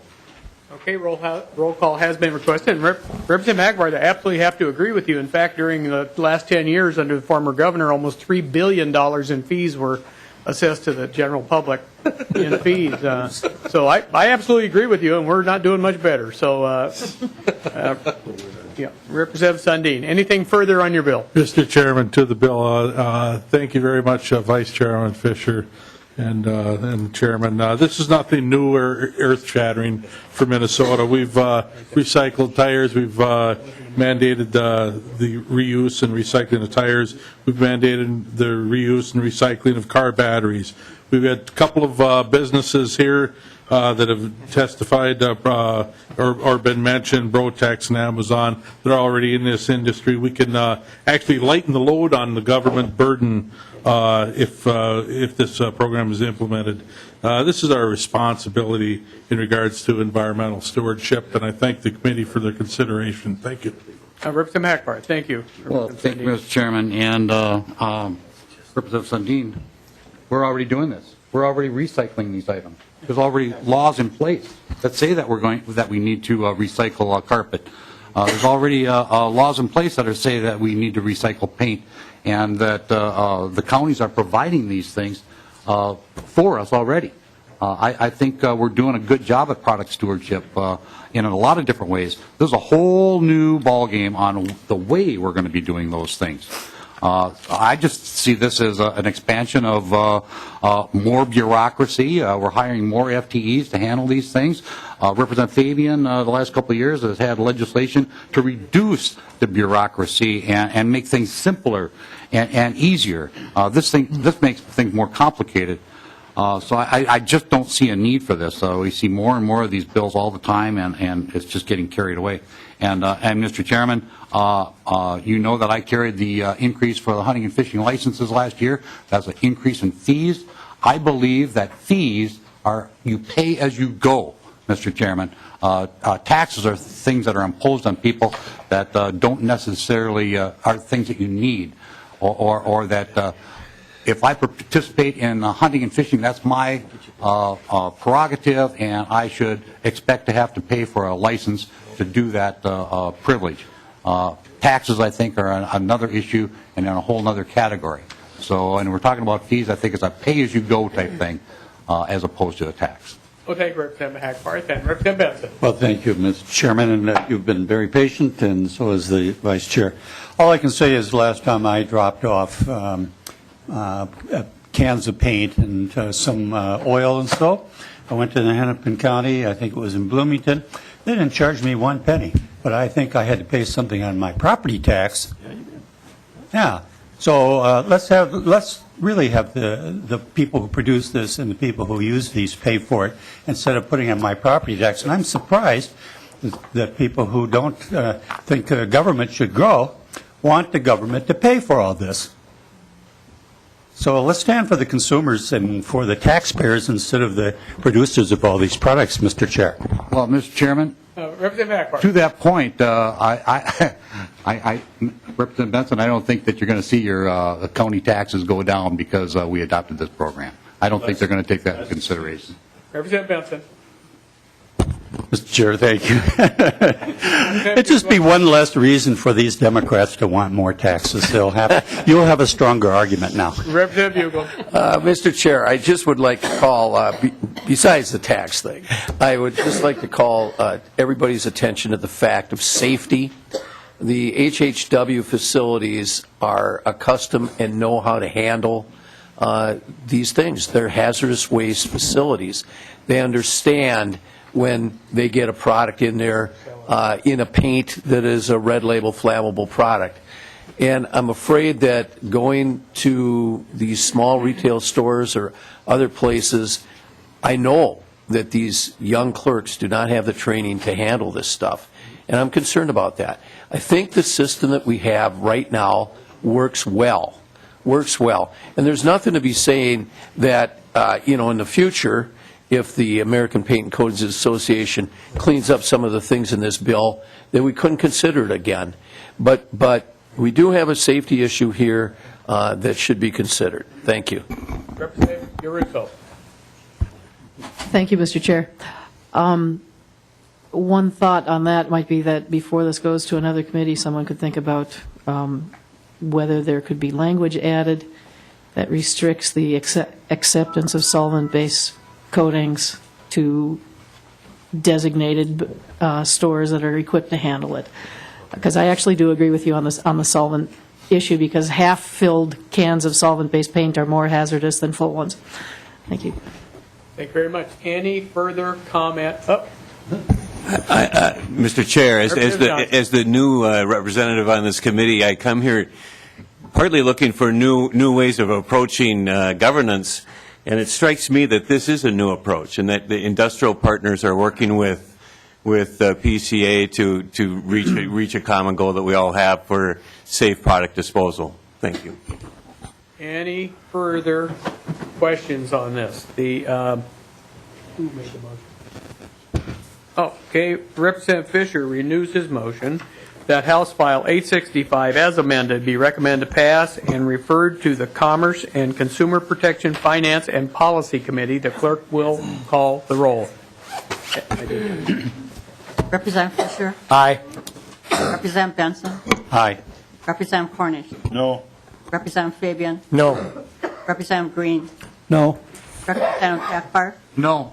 Representative Hansen? Yes. Representative Johnson? Aye. Representative Isaacson? Aye. Representative McNamara? Representative Persell? Aye. Representative Uglum? No. Representative Wagenius? Aye. Representative Ward? Representative Yaruso? Aye. Representative Dill? No.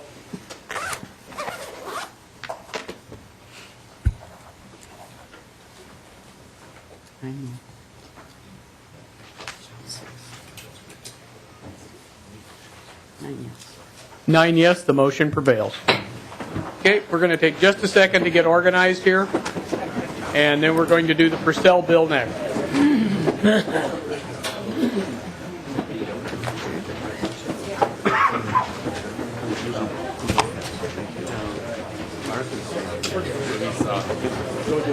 Oh, yeah, she did ask him. Yeah. setting it gets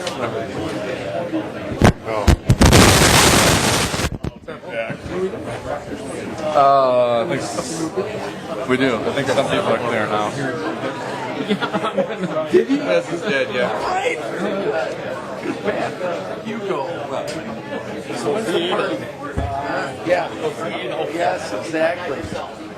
Peter, I'll be right above us. So calm me down. Need me to vote. Yeah. Good or north, 612-600-5778. Sure. I don't know, they just want me to show up. So I can, whoever in the audience will vote. So I'm going to go for a few more minutes. Go over there, be right at 6 so I can, feel it right away. I come down. I mean, I looked there. I think it's about 3 to north, right? Yeah. It's Yeah, let's just. I didn't know it was down there. Water bill should be at the same time. We don't even look at it. I don't see it. So you have to look at right before here. I think so. Yeah. So just look at, see if it's that. Yeah. Okay. Okay.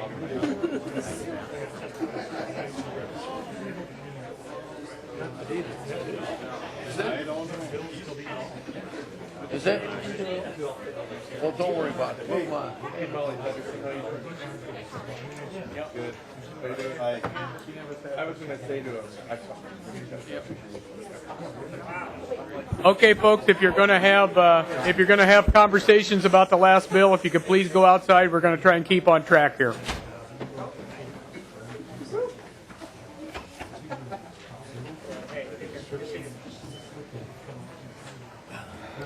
All right.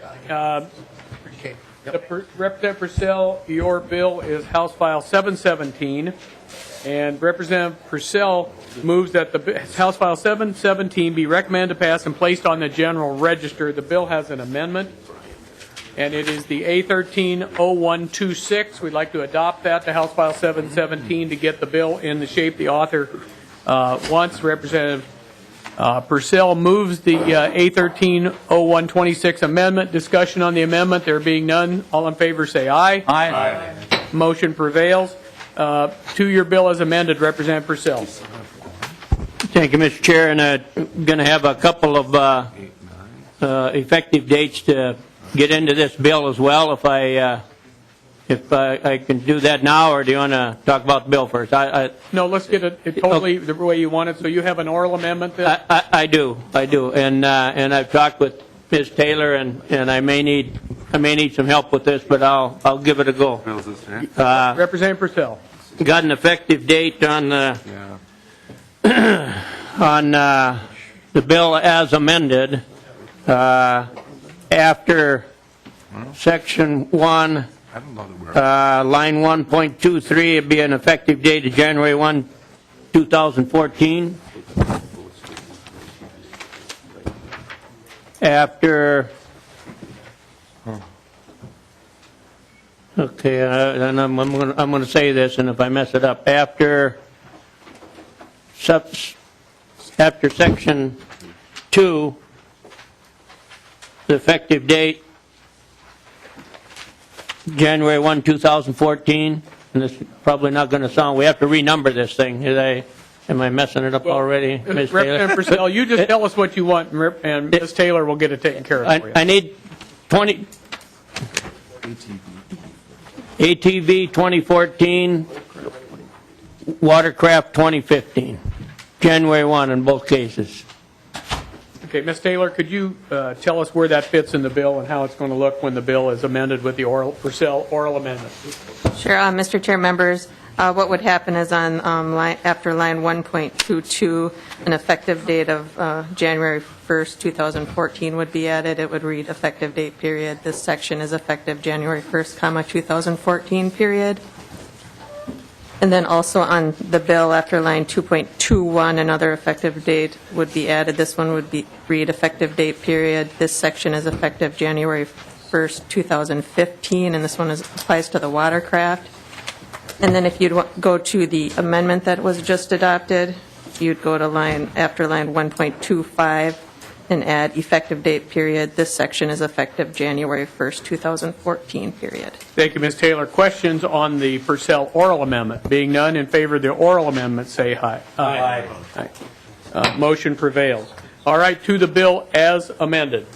Thank you, Mr. Chair, for your indulgence, Ms. Taylor. Members, the Leech Lake Band, along with other tribes of Minnesota, is requesting Minnesota recognize the tribe's authority to license ATVs and watercraft.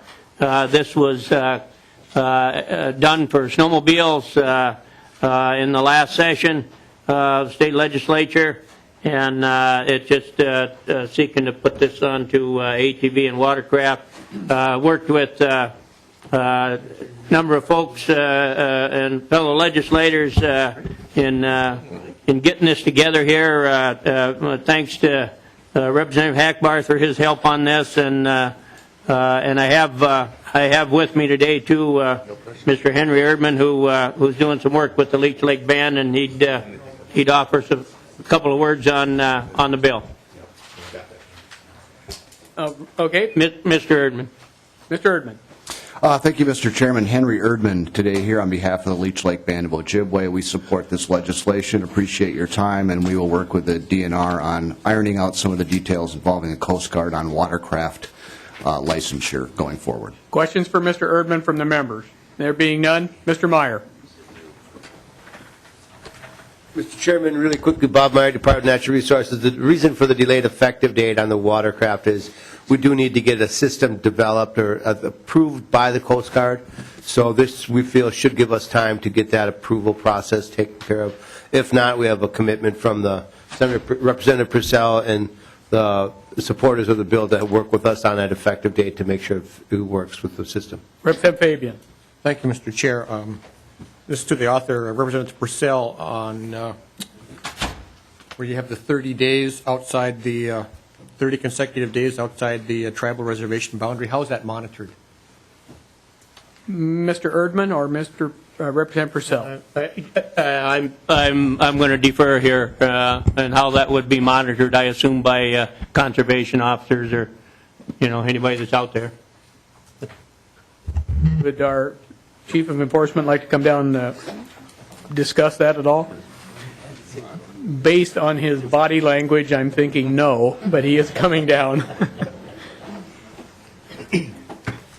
Welcome, sir, again, if you'll introduce yourself for the record and go ahead with your testimony. Thank you, Mr. Chair. For the record, Lieutenant Colonel Rodman Smith, Assistant Director for DNR Enforcement. Mr. Chair, for the monitoring of, and Representative Fabian, for the monitoring of the 30 days, it wouldn't be no different than any other watercraft or recreational vehicle that is licensed by another governmental agency, whether it be Wisconsin, North Dakota. We monitor those basically on a complaint basis. We don't have the staffing to mark vehicles that have been outside of another governmental agency, whether it be Wisconsin, North Dakota, or in this case, the Leech Lake Tribal reservation boundaries. So it'd be basically on a complaint basis. The officer would probably do some interviewing to find out. Representative Fabian. Nope. All right. Thank you very much, Lieutenant Colonel. Representative Buglin. Thank you, Mr. Chair. Representative Persell, is there a fiscal note needed for this? Because I'm assuming that we'll see some decreased revenues at the DNR. Representative Persell. I haven't asked for one yet, but I certainly can. Representative Buglin, we don't believe one is required. Mr. Meyer, are you here still?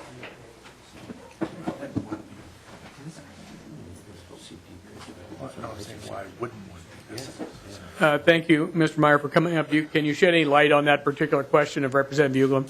Mr. Chair, members, I don't have any ideas of what the numbers of registrations may be. We did not prepare a fiscal note when the snowmobile registration bill went through. It'll be minimal at best. So we can try to figure out what that might be, and if a fiscal note is requested, we will work on that process. But I don't have any numbers right now. it'll be minimal compared to the number of registered machines that we have or boats that we have out there, so. All right, the testimony is that it's minimal. Further questions for Representative Persell on House File 717? There being none, anyone in the audience like to testify for or against the bill? There being none, Representative Persell renews his motion to recommend a pass and go to the general register as amended. All in favor of that motion, say aye. Aye. Opposed? Motion prevails. Thank you, Representative Persell. Thank you, Mr. Chairman. The next bill will be House File 813. Representative Nornes is here. The chair will move House File 813 for Representative Nornes. And Representative Nornes, to your bill. Thank you, Mr. Chair, and it's been a long day, so we'll make this as brief as we can. The area that I represent, like others, is being invaded by the little rascals, the zebra mussels and other invasive species, and so I understand why we're concerned about that and why we require a permit now for some folks that are working with docks and lifts. This bill, however, comes to me from the resort community, where they believe that by having this training and the proper permits, the resort owner and operator, that should exempt anyone they hire to help them install or remove a dock in the spring or the fall. They would be there just as a temporary employee during the time it takes to roll it in or roll it out. And so this bill basically provides for that exemption for those part-time employees. And I've got Joel Carlson from the Resorters Association, also the DNR. If they want to speak, they sure can, and they'll be brief. Question, Representative Russo, you have a question? Yes, well, it's kind of a technical nature. I'm aware of at least one resort in the state that has frontage on two different lakes. So my question would be if there are if any of those resorts that might have frontage on two different lakes have zebra mussels in one lake and not in the other, or some other invasive species in one lake and not in the other, and whether we would need to be careful about that. Representative Russo, the way I read the bill is it affects only those docks or related equipment that would stay at that location, and they couldn't if they were transferred to another lake. So if we had Lake A, Lake B, and we took it from Lake A over to Lake B, then this bill would not govern that. Representative Russo. Well, it says stay on the property owned by the resort. If it's all one property, that's what I'm worried about. Oh, so you're okay, Representative Russo. I see you got a piece of land. On one side is one lake, one side is the other lake, and it's all owned by one resort. Interesting question. Mr. Carlson, welcome to the committee. Thank you, Mr. Chairman and members. My name is Joel Carlson. I own a government affairs business in St. Paul, and I'm here on behalf of the Congress of Minnesota Resorts, which is an association of small family-owned resorts in Minnesota. And we appreciate the committee considering this issue. And Representative Russo, your point is well taken, and it's an issue we have talked with the DNR about.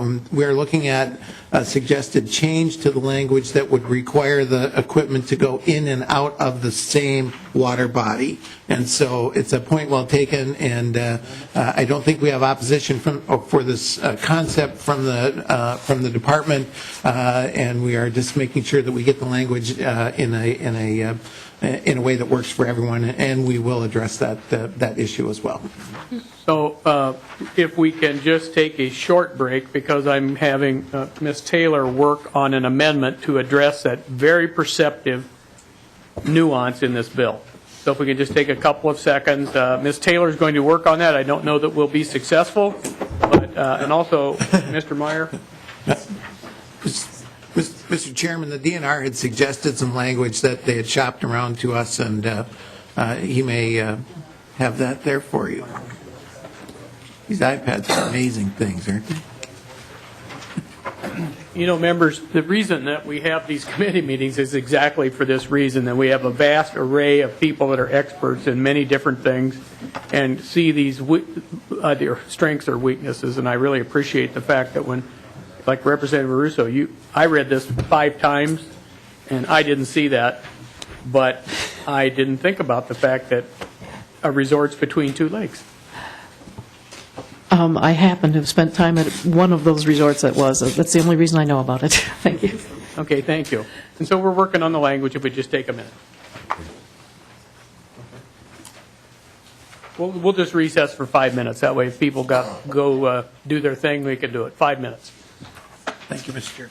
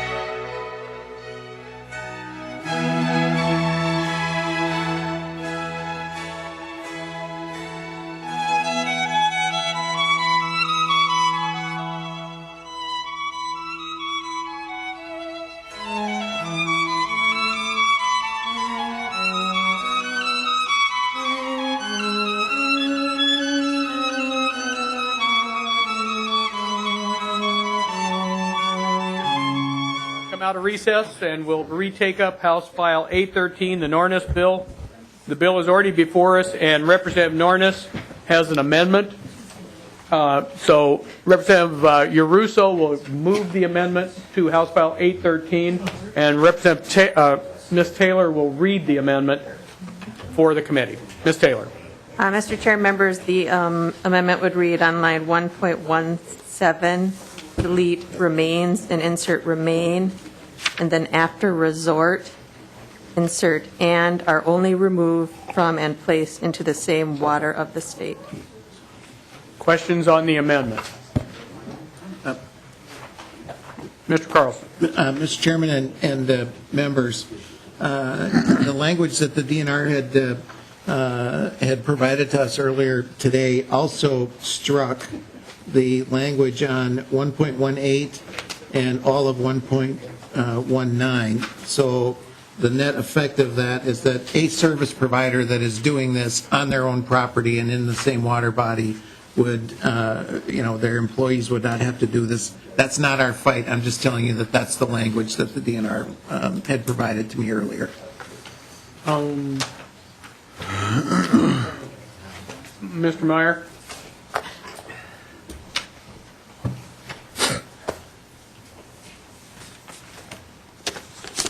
Mr. Meyer, did you hear the language that Ms. Taylor spoke regarding, and maybe Ms. Taylor, if you'll repeat the language, please, of the amendment to House File 813. Sure. Mr. Chair, committee members, on line 1.17, delete remains and insert remain, and then after resort, insert and are only removed from and placed into the same water of the state. Period. Mr. Chairman, members, that language works. I've also sent Ms. Taylor a copy of our actual amendment that we can continue working on this piece, but that meets the requirements and the questions that came up on this section right now. So we do support the language as well. All right. Further questions on the bill as amended? Oh, I'm sorry. We have to move the amendment, the oral amendment as described by Ms. Taylor. All in favor of the amendment, say aye. Aye. Opposed? The motion prevailed. And now, any questions by the committee for Representative Nornes or Mr. Carlson? There being none, anyone in the audience like to testify for or against the bill? There being none, I'll renew my motion that the House File 813 be recommended to pass and placed on the general register as amended. All in favor of the bill, say aye. Aye. Opposed? Motion prevailed. Thank you, Mr. Chairman. Thank you very much. Got to get this. Yeah.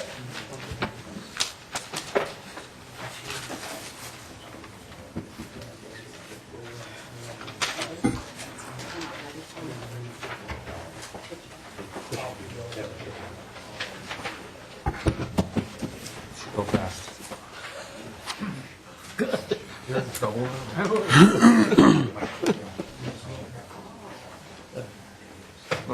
As amended.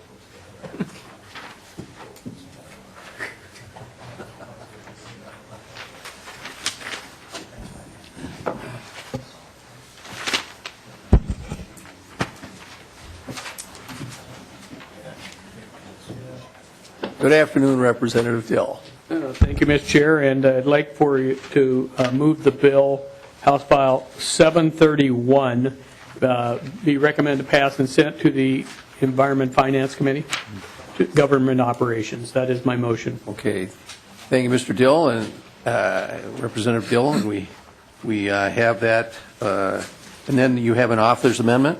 I do. I have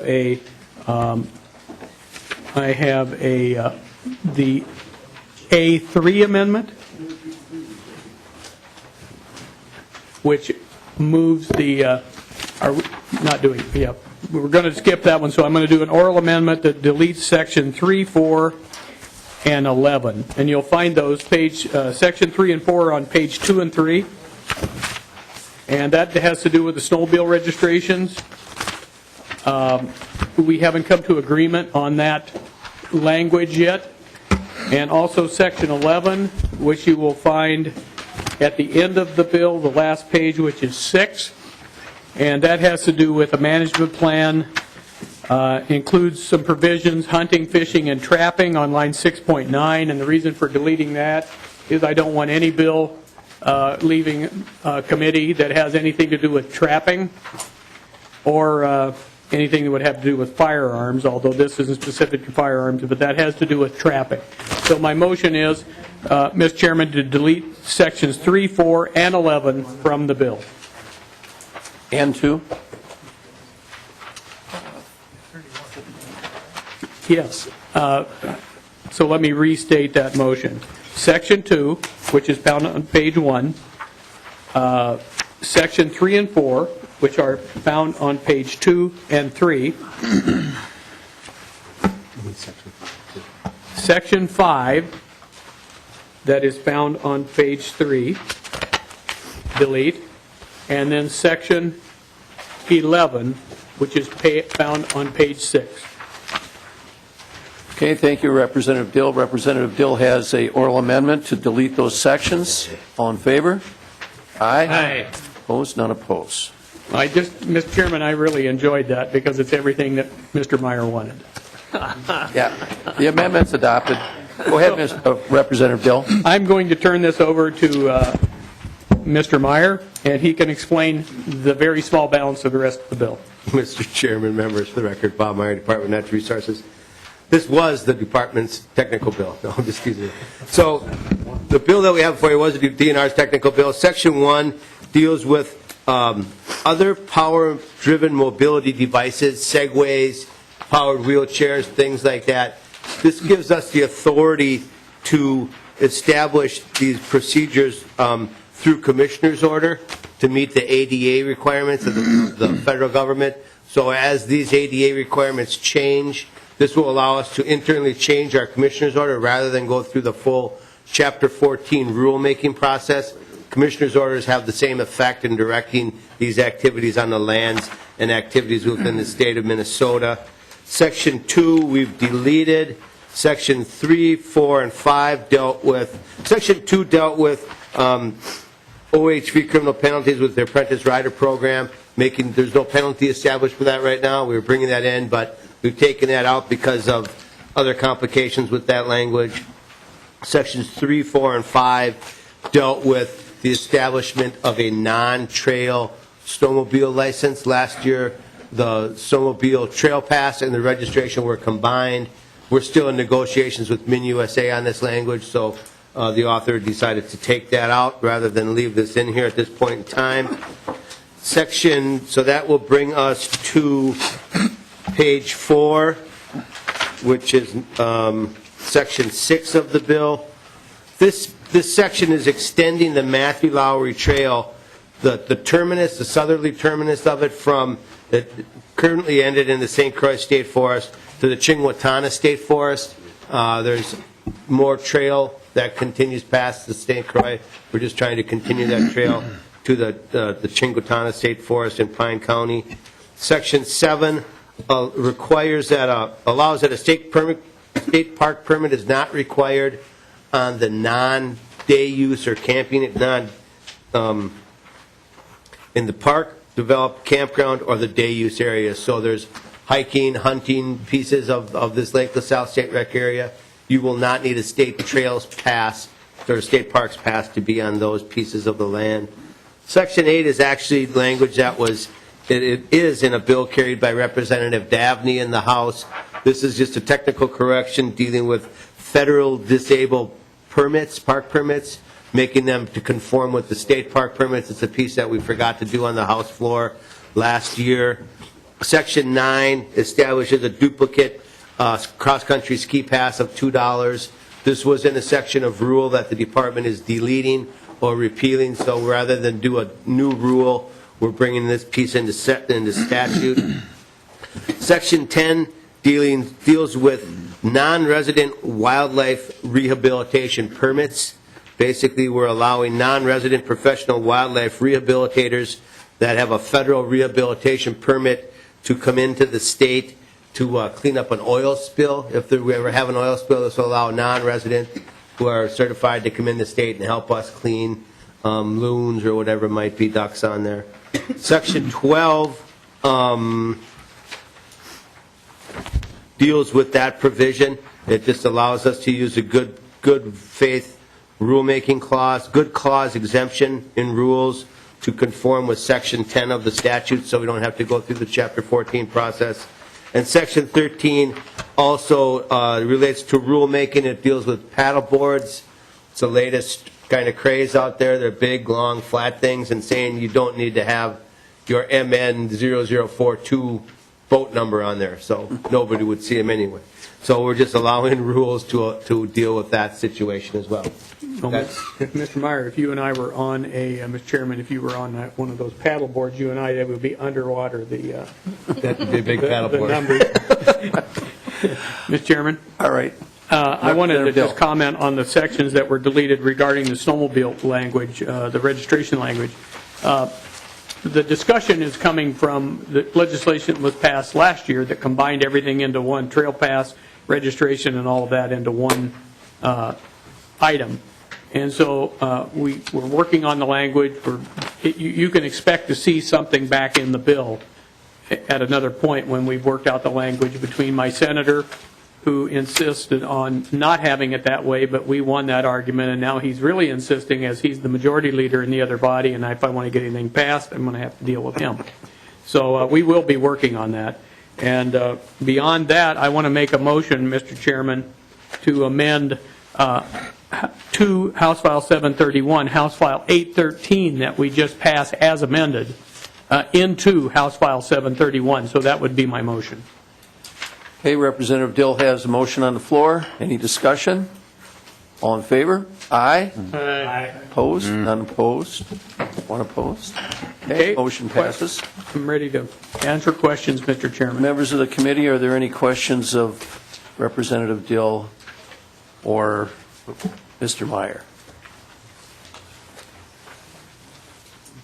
Is there anyone in the audience this evening that would like to address this issue?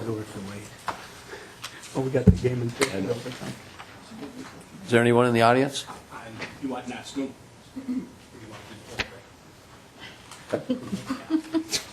Please state your name for the record. Mr. Chairman, members of the committee, my name is Tony Quillis. I'm representing the Minnesota Elk Breeders Association as I sit before you today. And I want to thank Mr. Meyer and Representative Dill in working with us. In the original bill, the House File 742, as introduced, contained some language dealing with the taking and recapturing of agricultural animals that have escaped in this state. We had some concerns about that. We voiced them to Mr. Bogus and Mr. Meyer at the Department of Natural Resources. One moment, please. I'm given to understand that you may be talking about the wrong bill. Well, Mr. Chairman, Mr. Chairman, since he's up here, can we just have him comment on the next bill up, and then we'll have that over with? Representative Dill, certainly. Go right ahead. Mr. Chairman, I beg your apologies because this bill is up at the exact same time right now over in the Senate. And so I'm trying to do both, and I apologize for you for coming in and doing that. But in the next bill that's going to come up, House File 742, I want to thank Mr. Meyer and Mr. Bogus for removing the original language that we objected to. In the DE2 that you'll see, there is a section 40 in there that references the department working with the Board of Animal Health, Minnesota Farm Survey Advisory Committee, and reporting back to the legislature.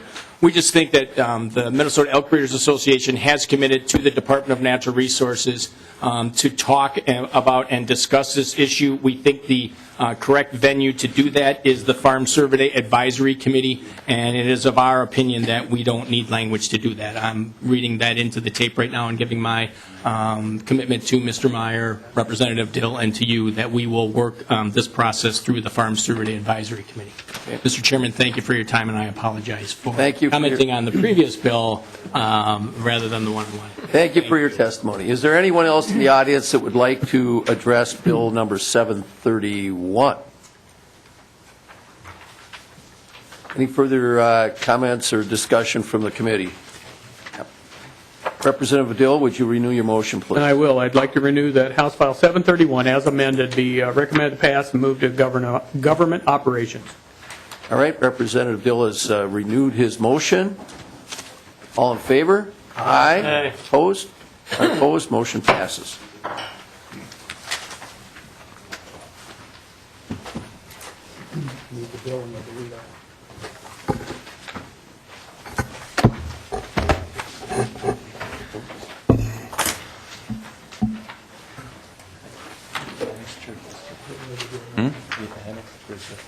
To where?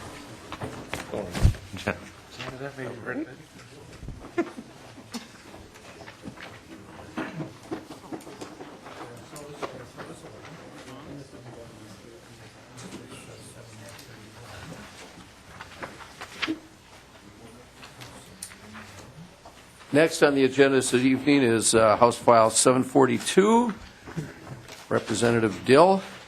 Hi, thank you, Mr. Chairman. I'd like to make the motion to move House File 732, recommend to pass and re-referred to, for 742, I'm sorry, and re-referred to Government Operations. And this, members, is the Game and Fish Bill. There's a delete all amendment. As soon as the bill is before us, I will then do the delete all amendment. Okay, Representative Dill, the bill is before us. Would you like Thank to? you. Yes, I'd like to move the 742 DE2 amendment. It's a delete all amendment that will replace the original bill.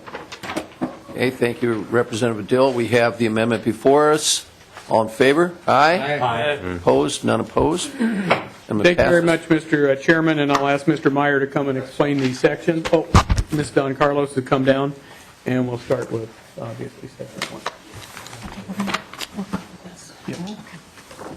Wherever this says BM, Mr. Chair, Committee, thank you. Kathy Don Carlos, DNR Division of Fish and Wildlife Deputy Director. Thanks for hearing this bill tonight. I'll walk you through the sections, starting with Section 1. This is a provision that is just really a technical clarification. This section of statute has to do with expedited rulemaking, and we're just proposing to add clarification for the reason we use expedited rulemaking versus emergency rulemaking.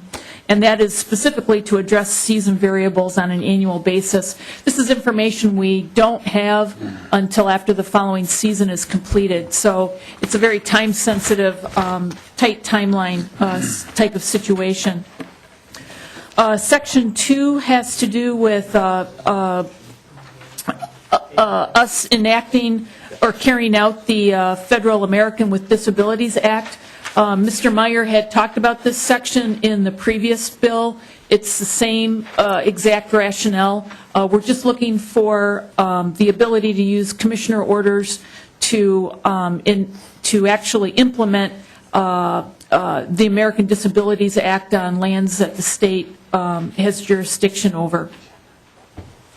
Section 3 deals with providing the ability for the commissioner to issue licenses to people that are critically or gravely ill. This is something that we don't have statute authority for now. We do it on a very limited basis. We're just proposing to actually codify an approach that would take advantage of existing organizations who are already working with critically ill or gravely ill people.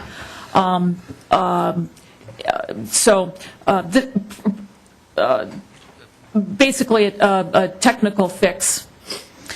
Statute or sections 4, 5, and 6 all have to do with clarifying rice boats or waterfall seasons. We've done a review of the statutes and we find that we haven't defined rice boat, which is what section 4 does. And sections 5 and 6, often in the statutes we refer to duck boats or duck seasons. And because geese are also included in that, this is just a technical fix, replacing duck with waterfall wherever it appears. Section 7, again, is the same thing. It's just a continuation of replacing duck boat, duck season with waterfall boat, waterfall season. Again, the same thing applies in Section 8, 9, and 9. So you can see those are just technical cleanup sections.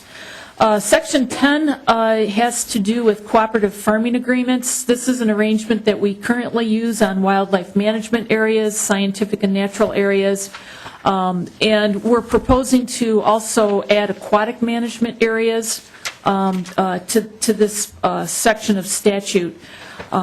This is a very useful tool for us to work with neighboring landowners or nearby landowners to help manage lands on WMAs, SNAs, and then we hope AMAs if this provision passes.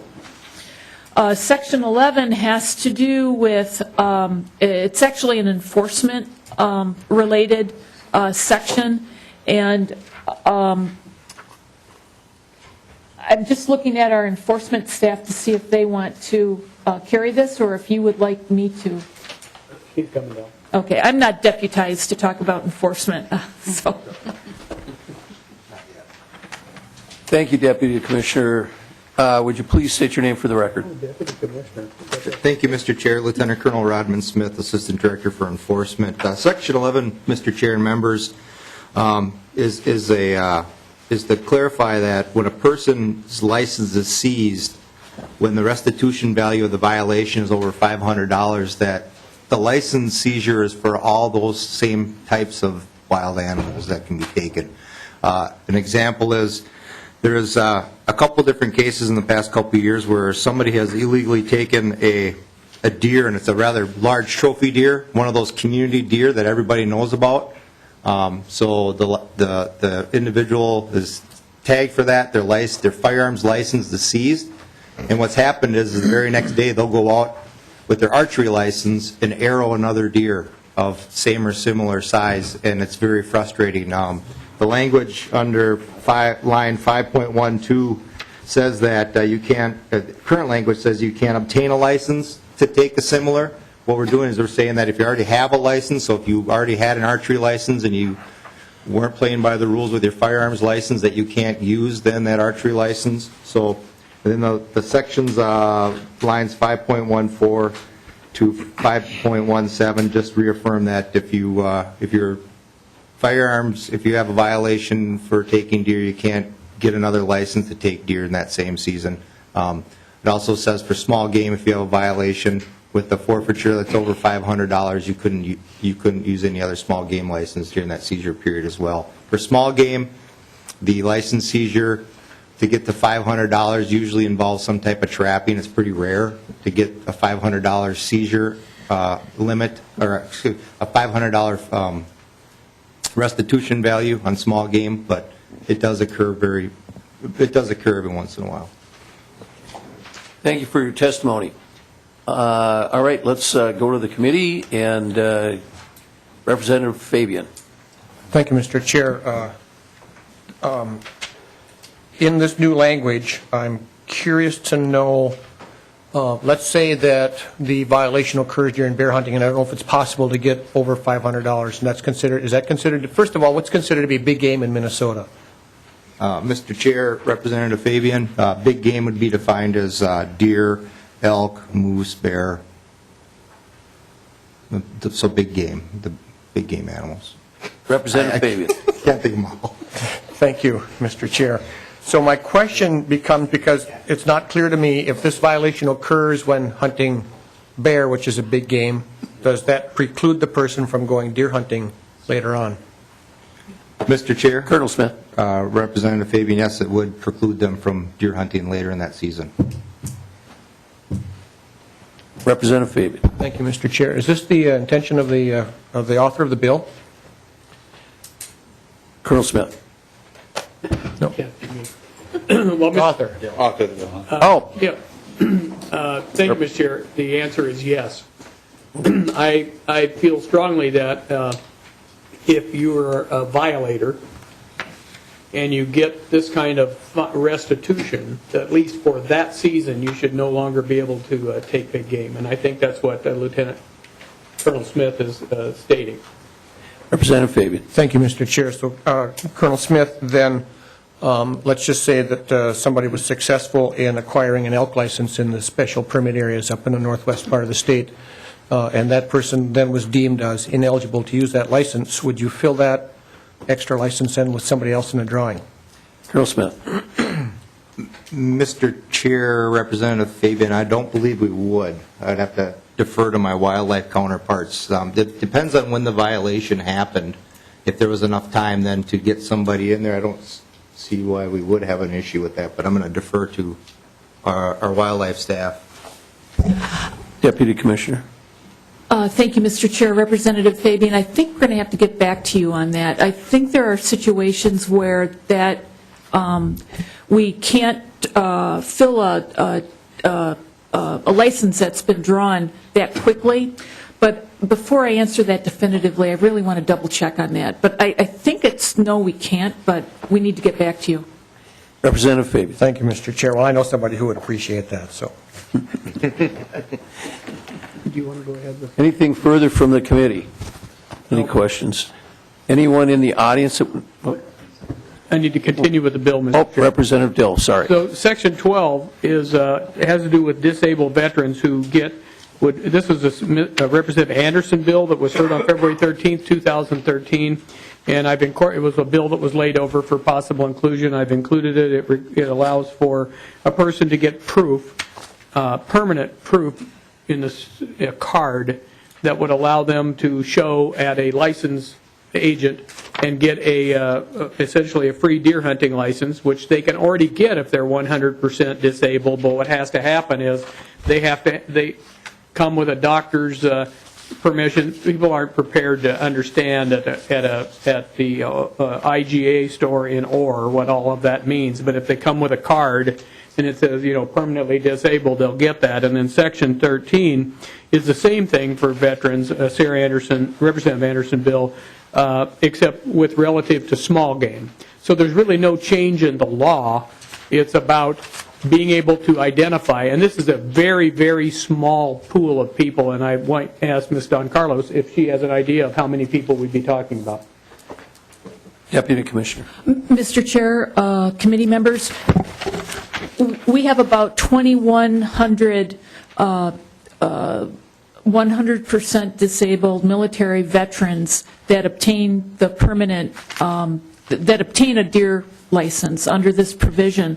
And this would allow them now to have two options. They could continue to take their paperwork to any agent in the state and have that free license issued, or they could have their paperwork reviewed in St. Paul, certified, and then issued a card that says that they are qualified to get this license, and actually provides instructions to the ELS agent on which screens and which options to choose. So it's different than what we talked about before, but we think it will cover everyone, and it will allow them to have an option of which way they want to go, which option they want to choose. So it should make it a lot easier. And, Mr. Chairman, the department has indicated to me that they are going to absorb the cost, any cost on this, so it wouldn't require a fiscal note on that portion. Okay. And then, so are there any, I'd be willing to answer any questions if there are any on Section 12 and 13. Thank you, Representative Dill. Are there any questions of the committee on Sections 12 and 13? Okay, then, Mr. Chairman, Ms. Don Carlos will go ahead with Section 14. Deputy Commissioner. Thank you, Mr. Chair, committee members.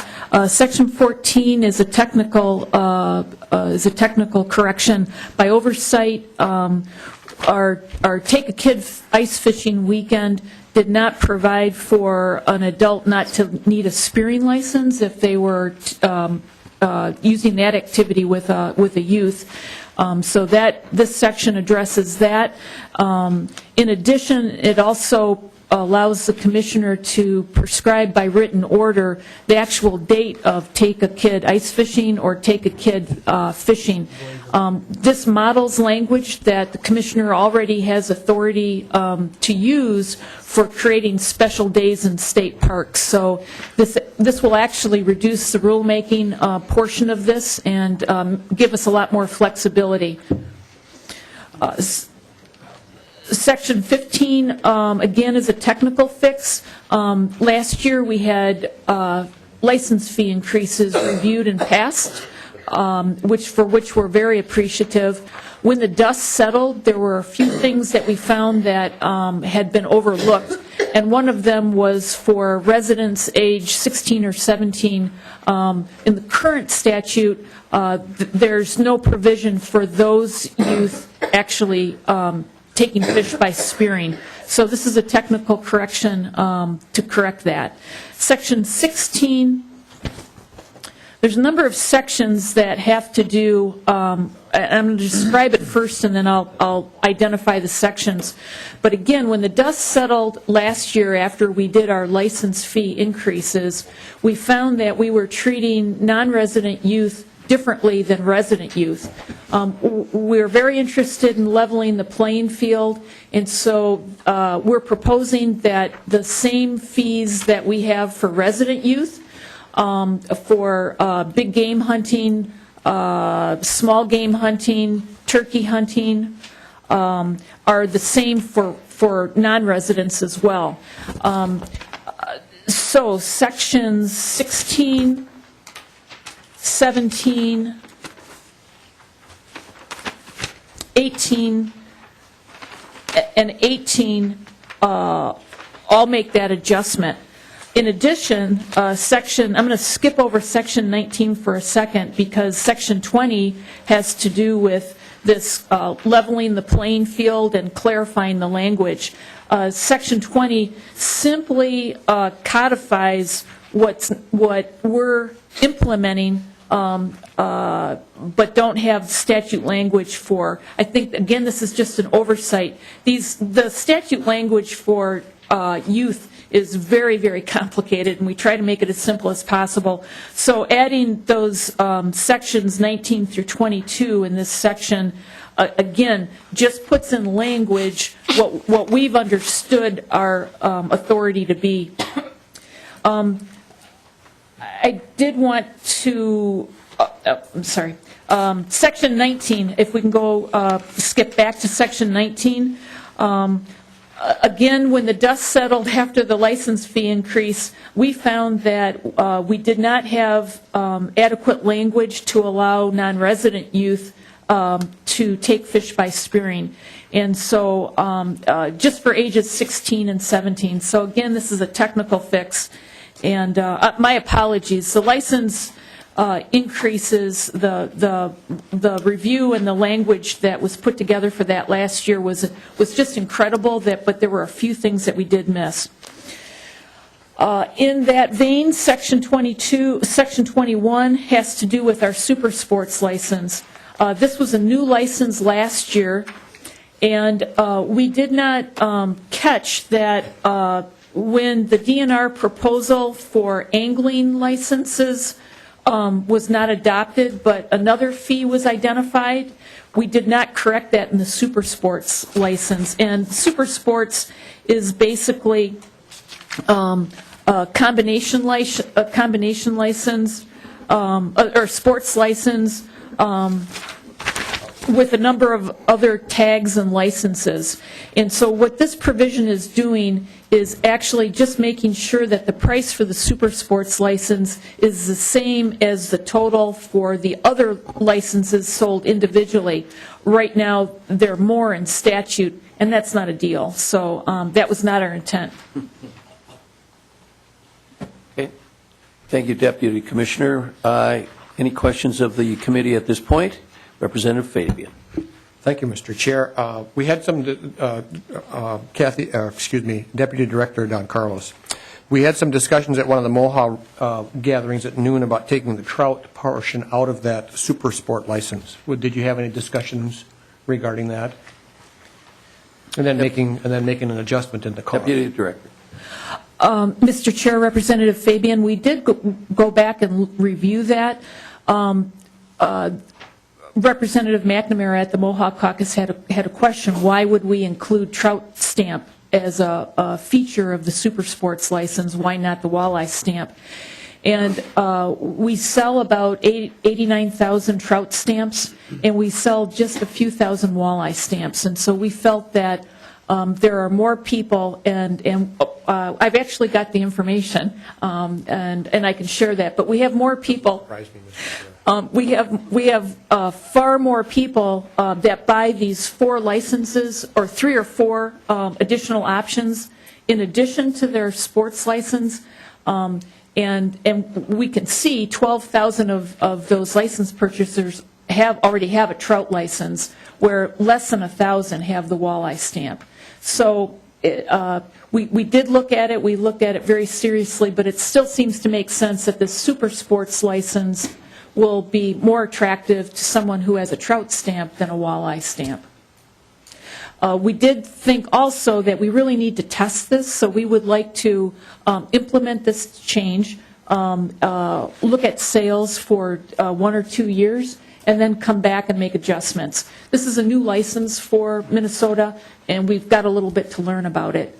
So we would propose that we approach it that way, and then make adjustments after we see what the sales patterns are. Representative Fabian. Thank you, Mr. Chair. Well, just to that point then, maybe we need to take a look in the future at breaking it down by your districts around the state. Quite frankly, in my part of the state, there aren't any. Well, there's one trout stream that I know of, but there's lots of other opportunities. And, you know, by breaking it out that way, we might be able to sell more of those. Just a comment. All right.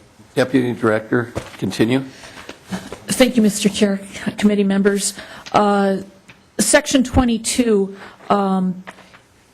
is a change for agents selling licenses. Current statutes have various license fees with no rationale for why they're $1 in some cases and 50 cents in other cases. So we're proposing that all of the issuing fees be the same regardless of what species or what type of license it is. And those are being increased to $1. This is, we've gotten feedback from license agents asking about that. So if no questions, I'll move on to Section 23. Mr. Chair. Colonel Smith. Section 23 deals with the trespass statute, and what this is intended to do is, if you read the language, it says a person may not remain on any land. We're asking to have the word return, because what we're seeing is with the proliferation of especially coyote hunters, if a landowner goes out and tells people, you're on my property, I want you to leave, then they leave. If they come back, the county attorneys have told us that we can't charge them. They're not remaining on the property. So every time they come back, the landowner has to tell them to leave. So this is giving the landowner the opportunity to say, please stay off my land and don't come back. And then if the people do come back later that day, we will be able to do something with them other than having the landowner have to continuously to ask them to leave their property. Representative Persell. Thank you, Mr. General. If that question is appropriate, but are you talking about posted land? Mr. Chair, it'd be for unposted land or posted land.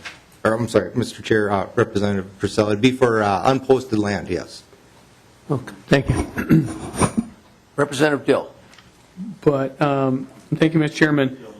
I mean, I agree with this Section 23, but also it could be posted land, but there are also lands that are open to the public, forested lands that don't need to be posted. Is that correct? And if so, if the owner went out and told them that it's not posted because it's not agricultural, it's forested lands, then they would have to leave. Colonel Smith. Mr. Chair, Representative Dill, that is correct. 11 years on this committee, I'm starting to learn a thing or two. All right, continue, please. Mr. Chair, Section 24 is somewhat of a technical correction. It's actually given our officers and the county attorneys the ability to charge somebody with a misdemeanor rather than having to charge them with a gross misdemeanor. Under current law, there's in 97A315, a person that violates the trespass statute as currently written in this area where they remain on privately posted land after being told to leave, they have to be charged with a gross misdemeanor. And what we've done here on lines 12.1 to 12.4 is basically break it into two sections so it allows the officer and the county attorney to charge somebody with a lesser offense, which would be a misdemeanor. So it's just a little bit of a technical correction, gives our officers a few more tools. Section 25 is somewhat of a technical correction dealing with the term, removing the term legal. In in Game and Fish Law, guardian is defined, and it talks about legal guardian or somebody else. The problem was some county attorneys were saying that since the term legal was in front of legal guardian, that it's a different term than just guardian. So they were taking it as legal guardian and not just guardian. So we want to remove the term legal to clarify that the term guardian as defined in Game and Fish Law is what the legislative intent was. Section 26 is allowing non-residents to participate in the apprentice hunter program. And where this comes about is there are many folks who have grandchildren that come back to the state. They want to come out and hunt. So they're non-residents, so they could participate in the hunter apprentice program. Last year there was some disabled vets from Wisconsin that wanted to participate in a special disabled vet turkey hunt, but they did not have firearm safety didn't meet our firearm safety requirements. So at that point they could have participated in this program as well. So it's just extending that to non-residents. Part C on page 13, line 13.3 to line 13.8 is clarifying that the person that is the person that is acting as the mentor has to have a valid license for the same time period. So specifically to turkeys, if you were going to be a mentor, you'd have to have a turkey license for the fall. But if you were going to mentor a hunt for the C season, you wouldn't have to have a C license. You could have an A, B, or a D license. You just had to have a turkey license valid for the fall turkey season. And same with prairie chickens. Section 27, there's actually two parts to this. This is the first part of, this has been brought forward by a stakeholder group, and we worked with the stakeholder group on this. And this is related to bow fishing. A sport that's really taken off in the state. And when bow fishing first started, you couldn't transport an uncased bow in a motor vehicle. And so what happened was when this first came about, it was decided that they would allow the uncased bow to be transported in a battery operated or basically a trolling motor boat. Well, with the proliferation of the sport, people moving to other waters, especially some of the rivers where there's some fast-moving water, we agree that they should be allowed to use motorized watercraft to exercise this sport, just for the safety of it. And then, Representative? No, okay, keep going, Colonel. Okay, and then, Mr. Chair, Section 28, I believe, was already heard in committee. That was with the Representative Dill. I just want, Mr. Chairman, I just want you to know that this it goes against my grain to give a conservation officer a tape measure, but this particular provision may require it. All right. Section 29.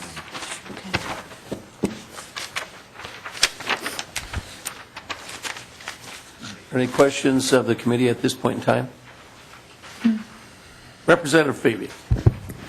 Thank you, Mr. Chair. Representative Dill, just so I'm clear on the 144 square inches of blaze orange material that's visible from all directions around the blind, are there any requirements on what the material must be? Representative Dill. Mr. Chairman and Representative Fabian, that would be no. Representative Fabian. And just so I'm clear, the 144 is the total square inches of all four sides, not 144 inches per side, but a total of the four sides. Representative Dill. No, Mr. Chairman. It is 144 square inches. That would be 12 by 12, right, on each side. Is that correct? 112 times 12? Mm-hmm. Yeah. Yep. That's correct. Yep. And, Mr. Chairman. Representative Dill. And Representative Fabian, if you have served on a conference committee, you'll know why this is in the bill. Thank you. All right. Deputy Director. Thank you, Mr. Chair, Committee. Continuing on with Section 29, Over the last several years, the agency is finding themselves being requested by more and more adults who are interested in learning how to hunt. And our current statutes allow us to establish special hunts for youth. We'd like to drop that reference to just youth and expand it to youth and adults in support of our recruitment and retention activities. Section 30 is linked with section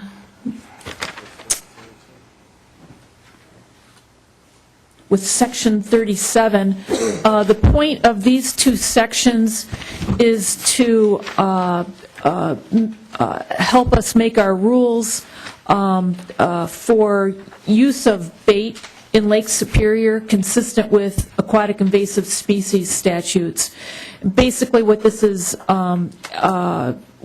doing is specifying that eggs taken from fish on Lake Superior can be used on Lake Superior or the tributaries below the posted boundaries. It also clarifies that eggs can be used for angling on Lake Superior if they come from certified handlers to make sure that they're disease-free. So these two sections make these changes in statutes and rule using good cause clause. Sections 31, 32, and 33 have to do with allowing spearing to occur slightly earlier than had otherwise been provided. So you can see in Section 33 that the time period for taking suckers by spearing would begin the last Saturday in April rather than in May 1st, I believe it is. And as I understand the other two statutes, that language just then supports that intent, which is the purpose of the changes in the three sections. One moment. Representative Cornish has a question. Representative Dill, this one I'm not going to make a big fuss about, but one of the big things, I don't know, for none of you that have lived north of 210, sucker spearing is huge up in the area in the north. And when the suckers run, May 1st was a blessed day because it was one of the few days besides a snow day that you would get off from school in Northome, the school that my kids went to, northeast of Bemidji. When May 1st came, they would call off school because so many kids were out spearing fish that it didn't even pay to have school. And we'd camp out the night before, wake up, start spearing suckers, and we'd pickle suckers for several days. But this opens it on a Saturday. It's probably good reasons for it, but your education, the people from education didn't have anything to do with this because it was a school day they were missing, was it? Unions, Tony, it's the unions. No, not unions, but school boards. And Representative Dill, can't we help out Representative Hopefully Cornish? this is a wildlife issue here. Well, Representative Cornish, no. I have not heard from anyone except the bow fishermen on this issue. Okay. I'm going to miss that. Okay. Well, Mr. Chairman, Representative, you can still have that blessed day up there. If you like, you just have to pick the day that you normally went and let everybody else go first. Okay, Deputy Director, continue. Thank you, Mr. Chair, committee members. I did want to acknowledge, Representative Dill reminded me that we have been talking over the last several months with the spearing groups and also the bow fishing groups to make these changes. So I did want to acknowledge that there was collaboration in this, and I think the groups worked directly with you on sections 31 to 33. Section 34 has to do with opening the bow fishing season earlier, but just for the part of the state that falls south of State Highway 210. And it would be confined to bow fishing from a boat and only from lakes or the three major rivers, Mississippi, Minnesota, or St. Croix rivers. And we were in dialogue for quite a long time over this one and definitely support this section. Section 35 is just a complementary section that supports moving the bow fishing season to make sure that possession of bows and bow fishing equipment is compatible with these new times. Section 36, I'm not sure if Lieutenant Colonel, did you talk about? Mr. Chair? Lieutenant Colonel. Section 36 is again what deals with the bow fishing and with the proliferation of technology.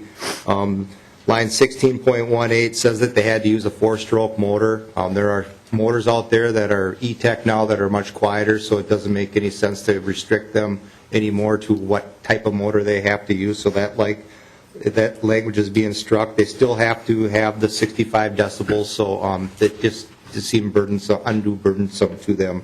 And then striking the language in 16.22 to 16.24 is it's a test that we don't use because really no boat could ever pass that test, and it's a very cumbersome test to use to measure the sound. There are other sound tests that we do use, and we've worked in consultation with the bow fishing folks and some of the county sheriffs that also do noise enforcement. We're all in agreement that striking this language would do no harm to anybody else. So, and then lines 16.25 to 16.28 are basically just technical language is related to that stuff. Thank you. Deputy Director, did you want to continue? Thank you, Mr. Chair, committee members. I believe we've already covered Section 37. It has to do with that use of fish eggs on Lake Superior. And now I'd like to hand the envelope to Lieutenant Colonel Smith. Mr. Chair, Section 38 is establishing through the rulemaking process a restitution value for sandhill cranes. We do have restitution values for just about every wild animal. A few years back, there was a sandhill crane season in place. There was no restitution value on sandhill cranes, and so we're just establishing a restitution value for sandhill cranes. Then Section 39, again, is to deal with the early bow fishing and spearing. Section 35 and 36 is, I'm sorry, I went backwards here, I'm sorry. 39. Let's go to 40. It's getting late, I apologize, Mr. Chair. Section 40 has to deal with the farm surveyed report, which I believe a testifier testified on the previous bill about. And this was, I believe, something that DNR worked out to do a report about the escapes and give it to the ranking chairs. Section 41 is just technical to have the revisor replace the word waterfowl boat or duck boat appears in rule. And then we do have the repealers in Section 42. And the repealers are the repealing a ban on returning carp and buffalo taken in netting back to the water. Mr. Meyer, I think, or are you going to explain that?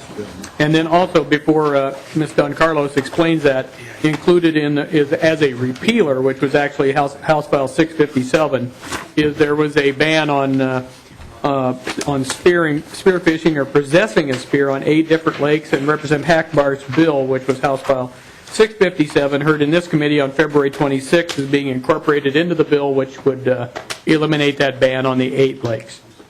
Very good. Deputy Director. Mr. Chair, committee members, for the repeal language for 97C.346, this is kind of a story. This is a complicated story.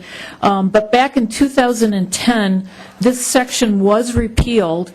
The bill passed, and for technical reasons, the bill was vetoed.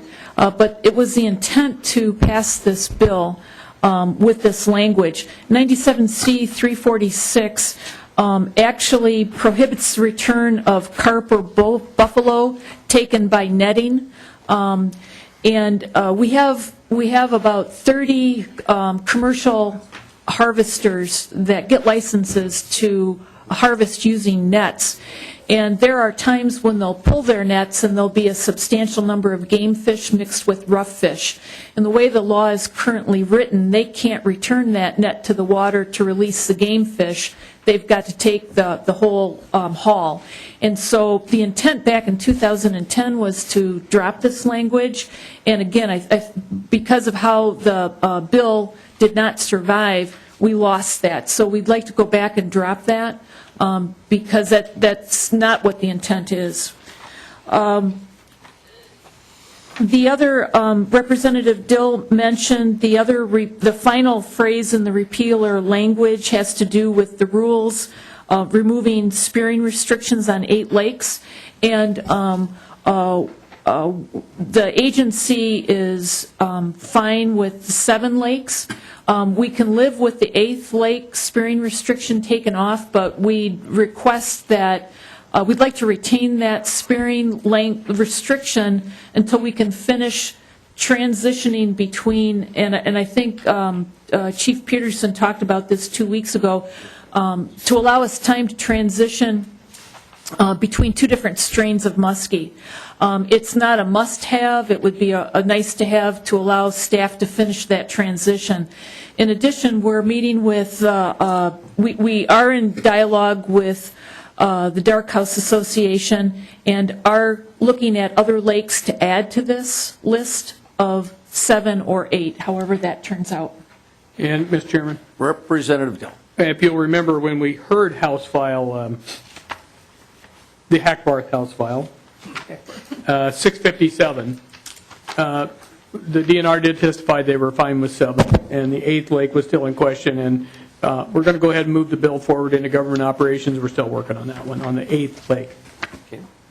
Thank you, Representative Dill. And also, Mr. Chairman, before we go to questions on the bill, I'd like to move an amendment to the bill as amended, and that would be move that House File 717, which was the Persell bill, be amended to House File 742 as amended. Okay, Representative Dill has a motion on the floor for an amendment. All in favor? Aye. Aye. Opposed? None opposed? Motion carries. Representative Dill, anything else? Nothing. Questions from the members or from the audience? We'll do our very best to answer them. Representative Cornish.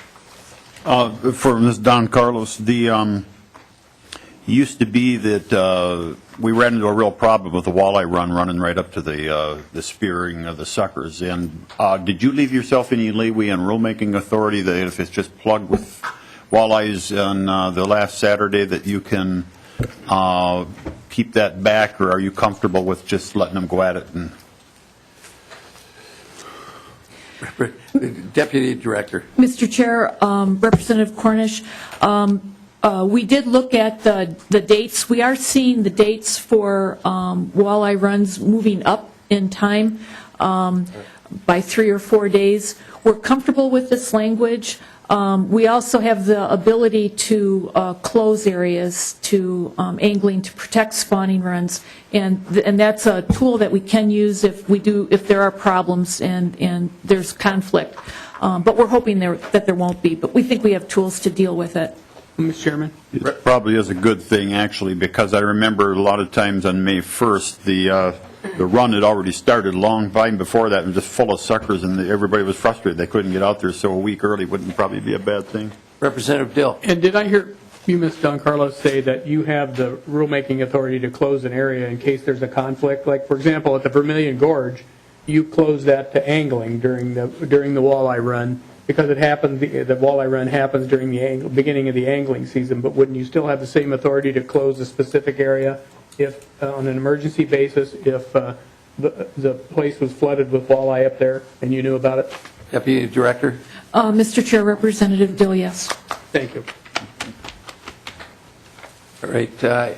Any questions from the committee at this point in time? Hearing none, we'll go to the Representative Hackbarth. Thank you, Mr. Chairman. Members, we heard from Mr. Quillis on the farm survey issue, and he represents the elk breeders, and I know that there's folks in the audience from the deer folks too. And this Minnesota Farm Survey Advisory Committee, this is exactly what they do. This is why they get together. They work out these kind of differences. This language that's in the bill here is really not needed. So with that, Mr. Chairman and Representative Dill, if you don't mind, I'm going to make a motion to delete Section 40. And, Mr. Chairman? Representative Dill. I am agreeable with that amendment. Okay, we have, was that section 40, 44? Section 40. 40. Okay, we have an amendment, the oral amendment from Representative Hackbarth to delete section 40 from the bill. All in favor? Aye. Opposed? None opposed? Motion carries. Any further comments? Representative Fabian. Thank you, Mr. Chair.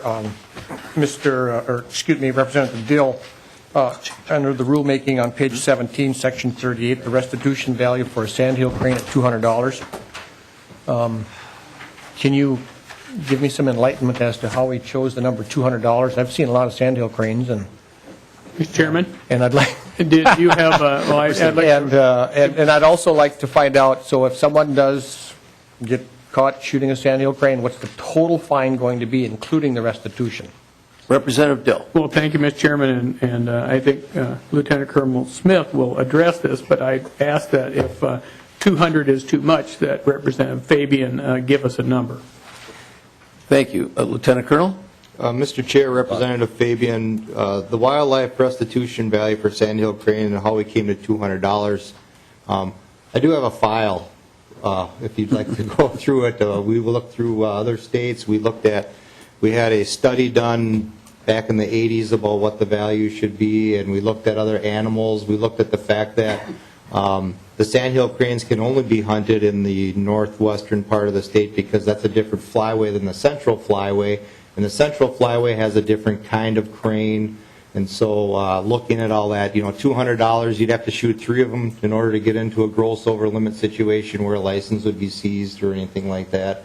So 200 was pretty consistent with the other restitution values that we have right now in the state. To answer your question about if one was taken illegally, I guess it depends on the violation that the person was cited for and how they took that illegally. If they took it without a license, it would probably be a base fine of I think that's $70, but then you have to add in all the court costs and law library fees, so you're looking at about $160 for the fine, and then whatever the restitution value is on top of that. A wild turkey, for example, is about $200 right now as well.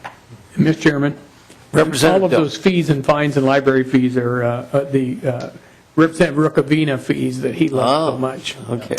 There you go. Well, we must be okay then. Representative Fabian. Thank you, Mr. Chair.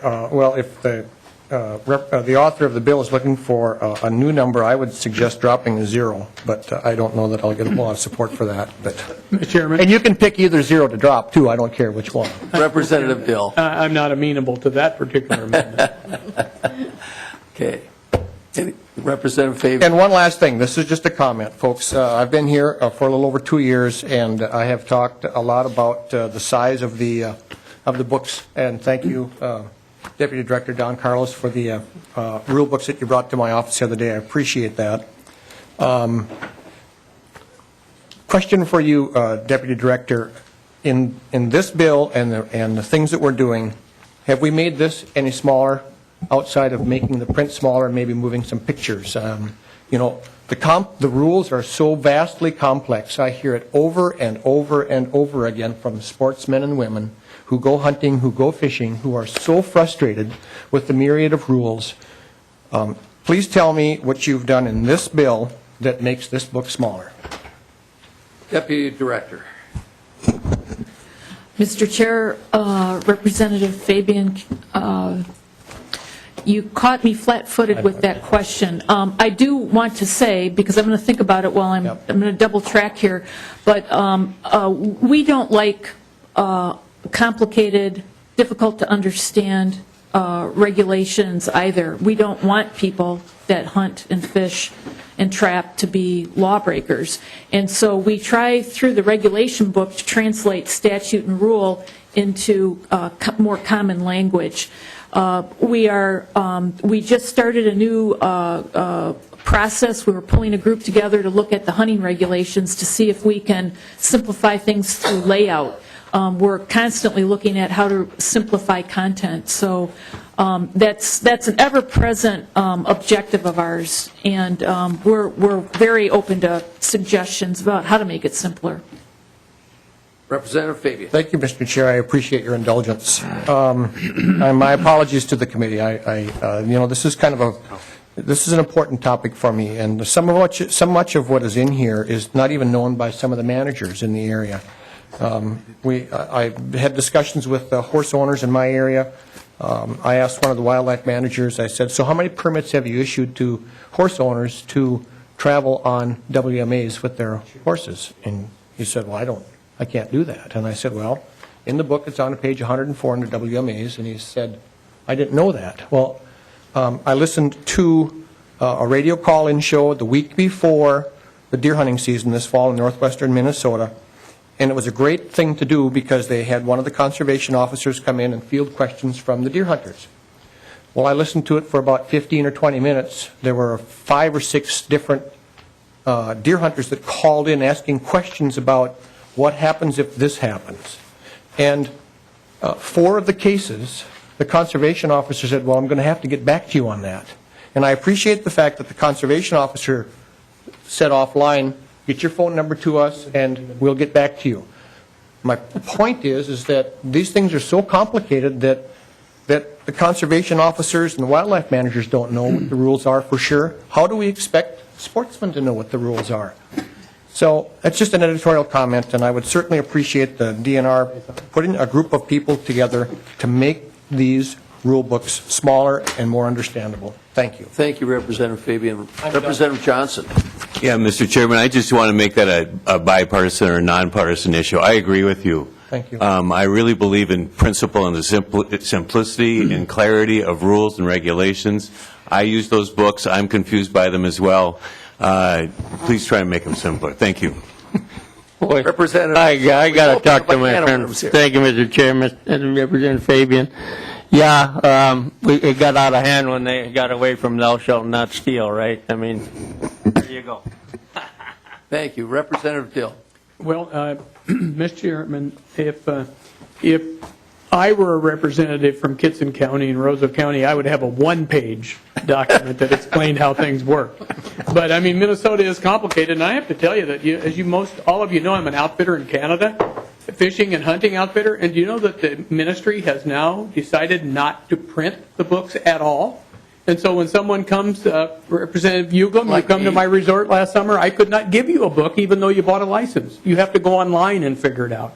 So, I mean, this is a huge cost-saving issue up there, apparently, for them. Right now, we can get the hunting regulations, but we can only get 100 books.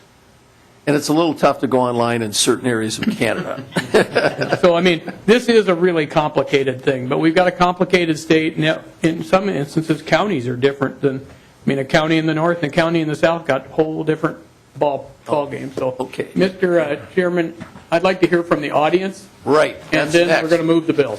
Okay. Is there anyone in the audience that would like to address House File 742 this evening? Oh, we have one individual. Please step to the podium. Give us your name for the record, please.